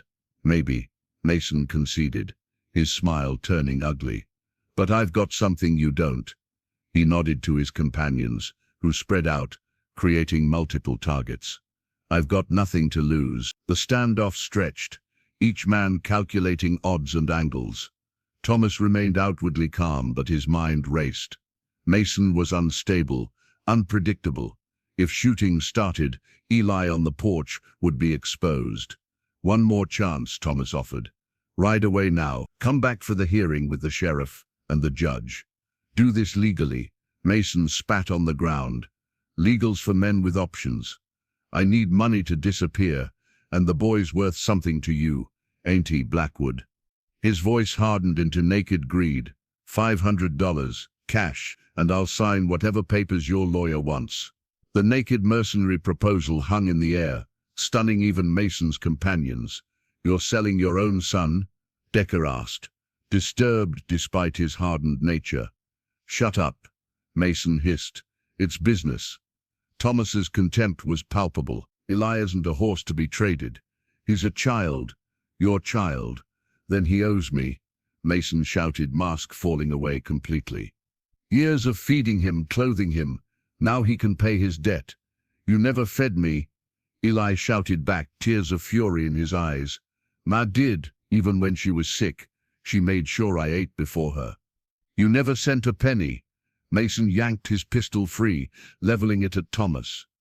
Enough. $500 or I take the boy now. Put the gun down, came Sheriff Davis's voice as he rode into the yard, drawn by reports from a passing rancher who'd seen Mason and his men heading toward Blackwood Ranch. Everyone stay calm. Mason's desperation reached breaking point. With a cry of incoherent rage, he spurred his horse toward the porch where Eli stood. Thomas moved instantly, placing himself between Mason and the boy. The pistol swung wildly, and Thomas raised his rifle in defense. The shot echoed across the ranch yard, startling birds from nearby trees. For one frozen moment, no one moved. Then Mason slumped forward in his saddle, blood spreading across his left shoulder, where Thomas's bullet had found its mark. The pistol fell from his nerveless fingers. Next one won't be a warning, Thomas said quietly, rifle still raised. Sheriff, I believe these men were attempting armed robbery on my property. Davis dismounted quickly, moving to secure Mason's fallen weapon. Looks that way to me. Boys, he addressed Mason's companions. I suggest you raise those hands nice and slow. As the sheriff disarmed the intruders, Thomas turned to Eli, who stood rigid on the porch, face bloodless with shock. You shot him, the boy whispered. Thomas's expression softened with concern. Had to stop him, Eli. He was coming for you. I know. Eli's voice trembled. Just never thought. Gently, Thomas guided Eli back inside, away from the scene in the yard. The boy moved mechanically, the reality of what had just occurred, his father's final betrayal, the violence, the naked attempt to sell him, still processing in his young mind. In the kitchen, Thomas poured a small measure of coffee, adding milk and sugar, before pressing the warm mug into Eli's shaking hands. Drink, he instructed gently. It helps with shock. Eli obeyed automatically, his eyes fixed on Thomas with an expression the man couldn't quite read. He'll live, Thomas assured him, misinterpreting the look. Shoulder wound. He'll face charges, but he'll survive. You would have killed him, Eli said. Not a question, but a realization. If he'd kept coming, you would have. Thomas met his gaze directly. To protect you? Yes. The simple, honest answer hung between them, the pledge of a man who would cross any line to defend what he loved. Eli absorbed this, the implications profound beyond his years, but somehow perfectly comprehensible to his heart. Thank you, he whispered, for being nothing like him. The town doctor treated Mason's wound at the sheriff's office, pronouncing it painful, but not life-threatening. Thomas's bullet had passed cleanly through the shoulder, missing vital areas. Mason and his companions were held in the jail. Charges of attempted kidnapping and extortion added to the existing warrants from Nevada. Thomas returned to the ranch to find Victoria already there. Having ridden over immediately upon hearing the news, she sat with Eli in the kitchen, her steady presence a balm to the boy's shaken spirits. Sheriff Davis told me what happened, she said as Thomas entered, her eyes conveying both concern and approval. Quite a morning, Thomas nodded wearily, the adrenaline of the confrontation fading into bone-deep exhaustion. A thin line of blood stained his shirt sleeve, where one of Mason's erratic shots had grazed him, a minor wound he'd concealed from Eli. Victoria noticed immediately. You're hurt. It's nothing, Thomas dismissed, but allowed her to examine the injury. Doesn't look too deep, she confirmed, already gathering clean cloths and water. But it needs cleaning. As she tended to his arm, Eli watched with solemn eyes. He shot you, the boy said quietly. My father shot you. Thomas met his gaze steadily. Wasn't aiming properly. Just caught me with a lucky graze.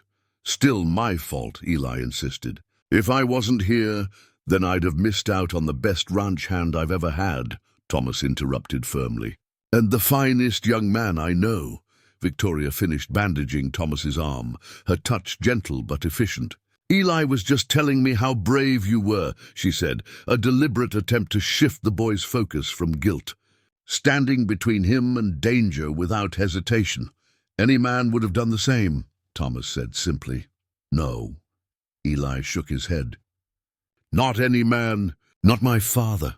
The profound truth in this statement silenced them all momentarily. Victoria squeezed Eli's shoulder before gathering the medical supplies. "I should check on Jackson and the others," Thomas said, rising stiffly. "Make sure the ranch is secure." Outside, he found his foreman reinforcing the property's defenses, positioning men at strategic points, despite the unlikelihood of further trouble with Mason and his companions in custody. "Men are nervous," Jackson reported. "Not about Mason's friends. They rode out fast enough once the sheriff arrived. But word spreads. People will talk about what happened here." Thomas nodded grimly. "Let them talk. You shot a man, boss. Justified or not, that changes things. Would you have done differently?" Thomas asked, genuinely curious. Jackson considered this. "No," he admitted finally. "Boy's one of ours now. We protect our own." Later that evening, Sheriff Davis arrived with news. The territorial judge had been telegraphed about the incident and would arrive early for the already scheduled custody hearing. "Mason's demanding to press charges against you," Davis informed Thomas as they spoke privately on the porch. "Claims you shot him without provocation." Thomas's expression remained impassive. "We both know that's not what happened." "Course not," Davis agreed. "Got 3 witnesses saying he drew first, but—" The sheriff hesitated. "But what?" "Judge Harmon is a stickler for legal process. Might view this incident as complicating the custody matter." Thomas's jaw tightened. "He came to sell his son. Demanded money in exchange for parental rights." "I know that," Davis said soothingly. "And the judge will hear it. Just warning you, this didn't make your case easier." After the sheriff departed, Thomas found Eli in the barn, stubbornly attempting to curry Penny despite his still healing leg. The boy had insisted on resuming light chores, claiming confinement to the house was driving him mad. "Should be resting that leg," Thomas admonished mildly. Eli shrugged. "Penny missed me." As if confirming this, the mare nudged his shoulder affectionately. Thomas leaned against a post, observing the boy's gentle handling of the horse. "Sheriff says the judge is coming early. Hearing will be day after tomorrow." Eli's hand stilled. "Because of what happened?" "Partly. Will you be in trouble?" "For shooting him." Thomas chose his words carefully, unwilling to add to the boy's burden with his own concerns. "Self-defense is recognized in the territories. And he drew first." "But if you hadn't been protecting me—" "Eli," Thomas interrupted gently. "A man makes his choices and lives with the consequences. I chose to protect you. Would make the same choice again without hesitation." Eli studied him with eyes too old for his years. "Even if it means you lose the ranch? Your reputation?" The question revealed how deeply the boy understood what might be at stake, that Thomas's standing in the community, his business relationships, even his freedom could be jeopardized by his actions. Even then, Thomas confirmed without hesitation. That night, unable to sleep, Thomas sat at his desk reviewing the guardianship papers Blake had prepared. The legal language seemed suddenly inadequate to express what Eli had come to mean to him. Not a ward, not a responsibility, but a son in all the ways that mattered. A soft knock interrupted his thoughts. "Come in," he called, expecting Jackson with a security update. Instead, Eli entered, awkward on his crutches but determined. "Couldn't sleep," he explained. Thomas nodded understandingly. "Difficult day. I've been thinking," Eli said, settling carefully into a chair. "About the hearing." "Oh? I need to speak to the judge. Tell him what my father really is. What he tried to do." Thomas considered this. "Blake says your testimony will be important, yes. Will it be enough?" Eli's voice held a maturity beyond his years. "Even with what happened, he's still my father by blood. You heard the sheriff. The law cares about that.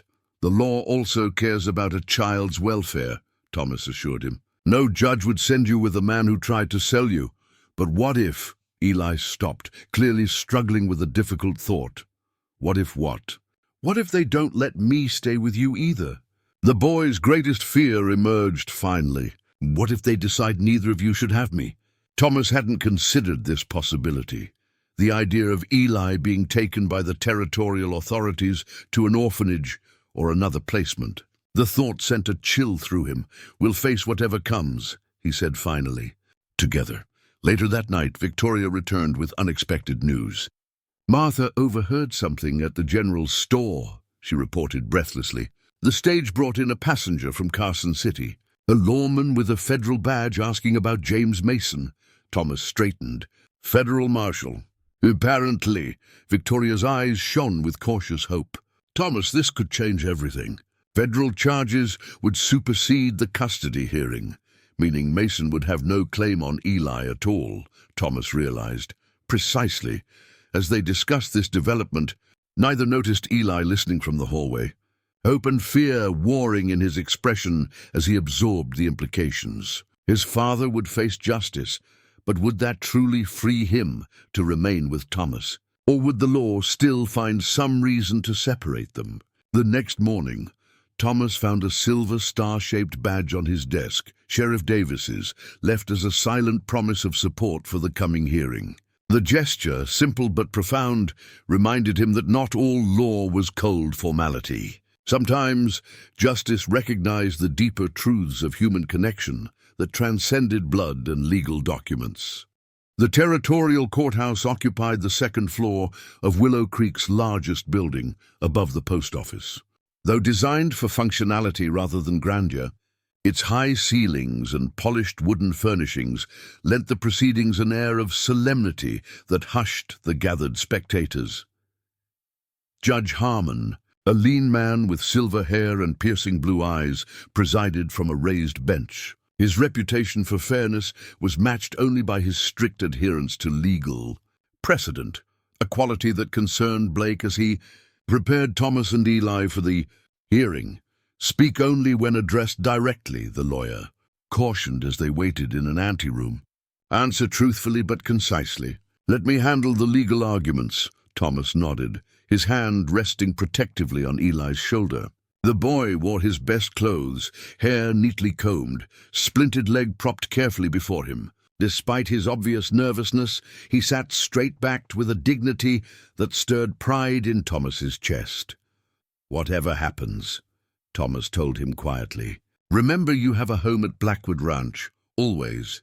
Inside the courtroom, James Mason sat at a table opposite theirs, his arm in a sling, face drawn with pain or calculation, perhaps both. His lawyer, a sharp-featured man named Hollister, leaned close, whispering instructions. Behind them sat the federal marshal from Carson City, observing the proceedings with professional detachment. Judge Harmon called the court to order with a sharp rap of his gavel. This hearing concerns the guardianship of minor child Eli Mason, he announced. I understand there are competing claims. Yes, Your Honor, Blake rose. Thomas Blackwood seeks legal guardianship of the minor, with whom he has established a home and familial relationship over the past 6 months. And the opposing claim? Hollister stood. James Mason, Your Honor, the boy's natural father, asserts his parental rights and wishes custody returned to him immediately. Judge Harmon's gaze shifted to Mason. I'm aware of the incident at Blackwood Ranch 3 days ago. Sheriff Davis has provided a full report. Mason's face darkened. Blackwood shot me, Your Honor. Nearly killed me while I was trying to see my own son. After you drew a weapon and threatened the boy, Blake countered sharply. Order, Harmon commanded. We'll address the incident in due course. First, let's establish the facts of guardianship to date. He shuffled through papers before him. Mr. Mason, when did you last reside with your son before his mother's death? Mason shifted uncomfortably. About 2 years ago, Your Honor. Had to seek work elsewhere. And during that period, did you provide financial support to your family? When I could, Mason hedged. Mining work's irregular. Sent what I could spare. Eli's hands clenched in his lap at this lie. But he remembered Blake's instructions to remain silent unless addressed. Mr. Blackwood, the judge continued, when did the minor come into your care? Thomas stood respectfully. 6 months ago, Your Honor. I found him alone and hungry behind the mill in Willow Creek. His mother had recently died, leaving him homeless. And you took him in without legal formality? I offered him work and shelter initially, Thomas acknowledged. As our relationship developed, I consulted with Mr. Blake about formal guardianship. The proceedings continued methodically, each side presenting their case. Hollister portrayed Mason as a struggling father, separated from his son by economic necessity, while Blake emphasized Thomas's consistent care and the stable home he provided. The turning point came when Judge Harmon addressed Eli directly. "Young man," he said, his stern expression softening slightly, "I'd like to hear your perspective." Eli rose with Thomas's help, balancing on his good leg. "Yes, sir. How would you describe your life at Blackwood Ranch?" Eli's voice started soft but grew stronger as he spoke. "Mr. Blackwood gave me a home when I had nothing. He teaches me reading and figures, shows me how to work the ranch, treats me with respect." He paused, choosing his words carefully. "He never raises his hand to me even when I make mistakes. Says a man's word and work define him, not his past." "And your father?" the judge inquired gently. "What can you tell me about your life with him?" Mason tensed visibly as Eli's gaze shifted to him. "He left us," Eli stated simply. "Ma got sick working too hard to feed us both. He never sent money, never wrote. Then he came back wanting to sell me." Murmurs rippled through the courtroom at this blunt assessment. "Sell you?" Judge Harmon leaned forward. "Explain what you mean." "At the ranch," Eli continued steadily, "he told Mr. Blackwood he'd sign away his rights for $500. Said I owed him for years of feeding me, even though he never did." Mason surged to his feet. "The boy's lying!" "I never—" "Sit down, Mr. Mason," the judge ordered sharply. "Sheriff Davis's report corroborates this claim. Multiple witnesses heard your proposition." As Mason subsided, seething, the federal marshal approached the bench, conferring quietly with Judge Harmon. After a brief exchange, the judge addressed the court. "This hearing will recess for 30 minutes while I consider new information presented by Marshal Conrad." During the recess, Thomas and Eli waited in tense silence. Blake appeared cautiously optimistic. "The marshal's presence is a good sign," he murmured. Federal charges would supersede Mason's parental claims. When court resumed, Judge Harmon's expression was grave. "I've reviewed Marshal Conrad's evidence regarding outstanding warrants for James Mason in Nevada territory. These include fraud, theft, and assault, serious charges that cast significant doubt on Mr. Mason's fitness as a parent." Mason's lawyer attempted to object, but Harmon silenced him with a raised hand. Furthermore, the documented attempt to essentially sell parental rights constitutes child endangerment. The judge's voice hardened. "Mr. Mason, you will remain in custody pending transfer to Nevada authorities to face federal charges." Relief washed over Eli's face, but Thomas remained tense, aware the guardianship issue remained unresolved. "As to the matter of Eli Mason's guardianship," Harmon continued, "I must consider what arrangement best serves the child's welfare. While Mr. Blackwood has demonstrated commendable care, his recent use of deadly force, regardless of justification, raises questions about the environment's stability." Thomas's heart sank at these words. Beside him, Eli's hand sought his, gripping tightly. "However," the judge added, "I must also consider the child's demonstrated attachment and clear preference." He shuffled through the papers before him, extracting a document. "Mr. Blake has submitted formal adoption papers rather than mere guardianship. This represents a more permanent commitment that warrants serious consideration." The judge paused, studying Thomas and Eli thoughtfully. "Before rendering my decision, I wish to hear from one more witness, Mrs. Victoria Hayes. Please approach." Victoria moved forward gracefully, her testimony clear and passionate as she described Thomas's character, his care for Eli, and the positive transformation she'd witnessed in both man and boy through their relationship. Mr. Blackwood's action in defending the child was not evidence of a violent nature, she concluded firmly, but rather the lengths to which a parent will go to protect their child. No one who has seen them together could doubt the genuine bond between them. As Victoria returned to her seat, Judge Harmon made several notations before addressing the court one final time.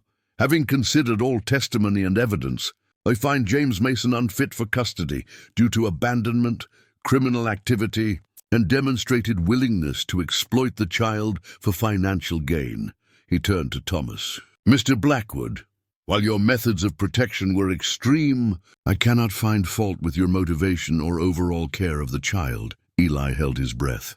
his grip on Thomas's hand tightening painfully. "Therefore," the judge continued, "I am granting preliminary approval of the adoption petition, pending a 6-month probationary period with quarterly visits from the territorial welfare officer. The adoption papers, the formal document that would legally make them family, lay before the judge, awaiting his signature. As he affixed it with deliberate strokes, Eli released the breath he'd been holding, tears of relief streaming down his face. "Thank you, Your Honor," Thomas said, his usually steady voice thick with emotion. Judge Harmon nodded, a rare smile softening his austere features. "Take good care of your son, Mr. Blackwood. Court is adjourned." Spring came to Blackwood Ranch in a rush of green, melting snow, revealing new life beneath. The 6-month probationary period had passed without incident, each visit from the welfare officer concluding with favorable reports. The final hearing was brief, Judge Harmon making the adoption official with a few strokes of his pen and a rare smile of approval. Eli's splint had long since been removed. His leg healed enough that only the faintest limp remained, a reminder that would fade with time, much like the emotional scars of his earlier life. James Mason had been transferred to Nevada Territory to face federal charges, his presence becoming a distant shadow rather than an immediate threat.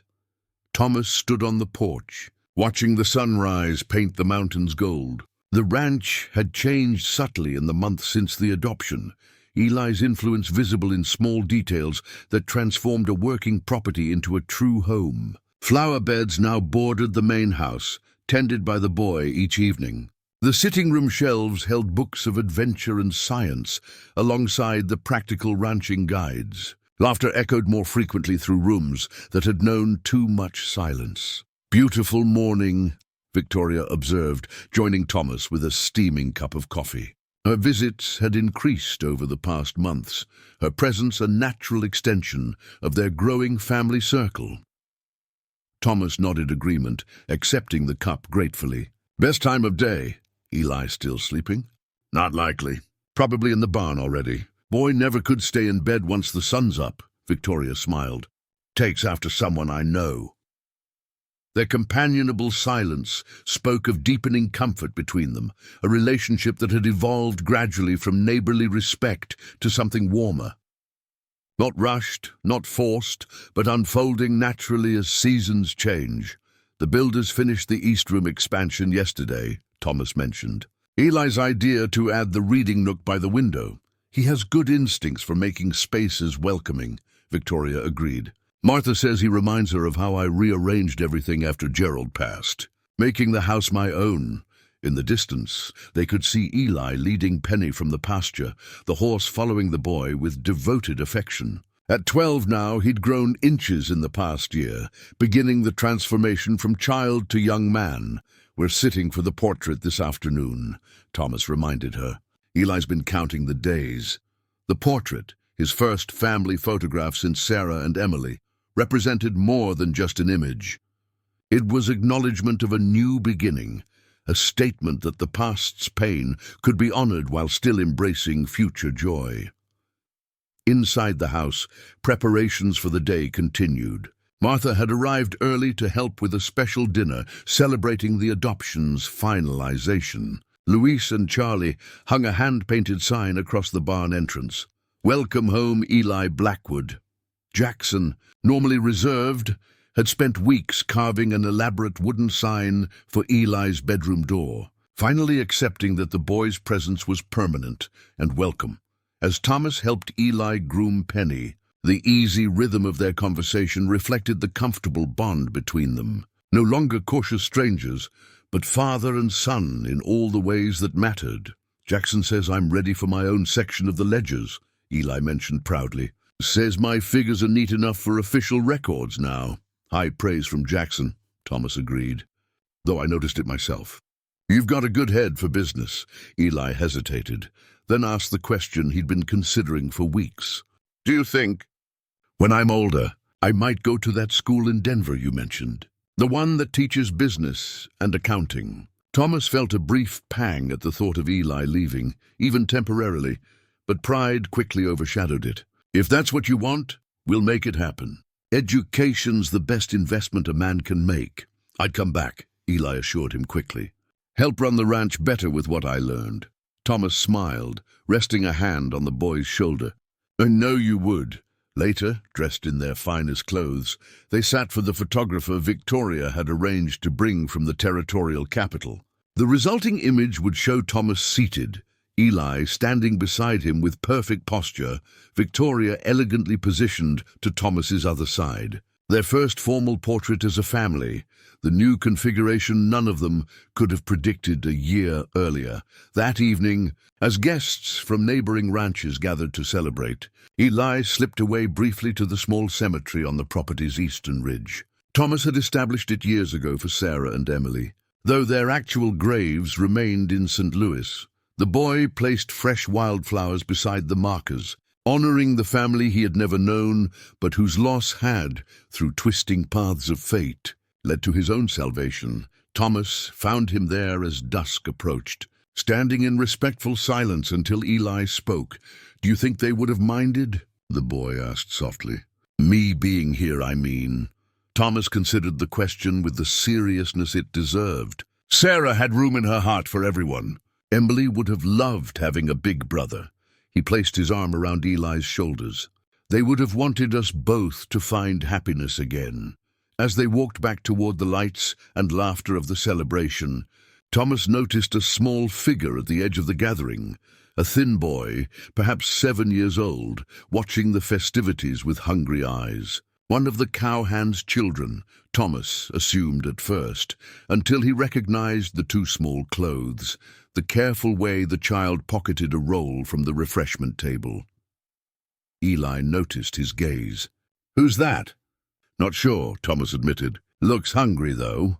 Without hesitation, Eli approached the boy, who startled like a wild animal prepared to flee. Thomas watched as his son spoke gently, offering food openly rather than calling attention to the stolen roll. After a moment's hesitation, the hungry child accepted, weariness gradually yielding to cautious gratitude. When Eli returned, his expression was thoughtful. "His name's Timothy. Parents died in a fire 2 towns over. Been on his own for months." Thomas nodded, understanding immediately. "Reminds you of someone?" "Yes," Eli agreed simply. They looked at each other, a world of meaning passing between them, the cycle of kindness completing itself, pain transformed into compassion, loss into opportunity. "We have that extra room now," Thomas observed casually. Eli's smile bloomed slowly. Ranch could always use another pair of hands. As the stars emerged above Blackwood Ranch, Thomas watched his son return to the frightened child with a plate of food and an invitation that would change another young life forever, just as a hungry boy picking grains had once changed his.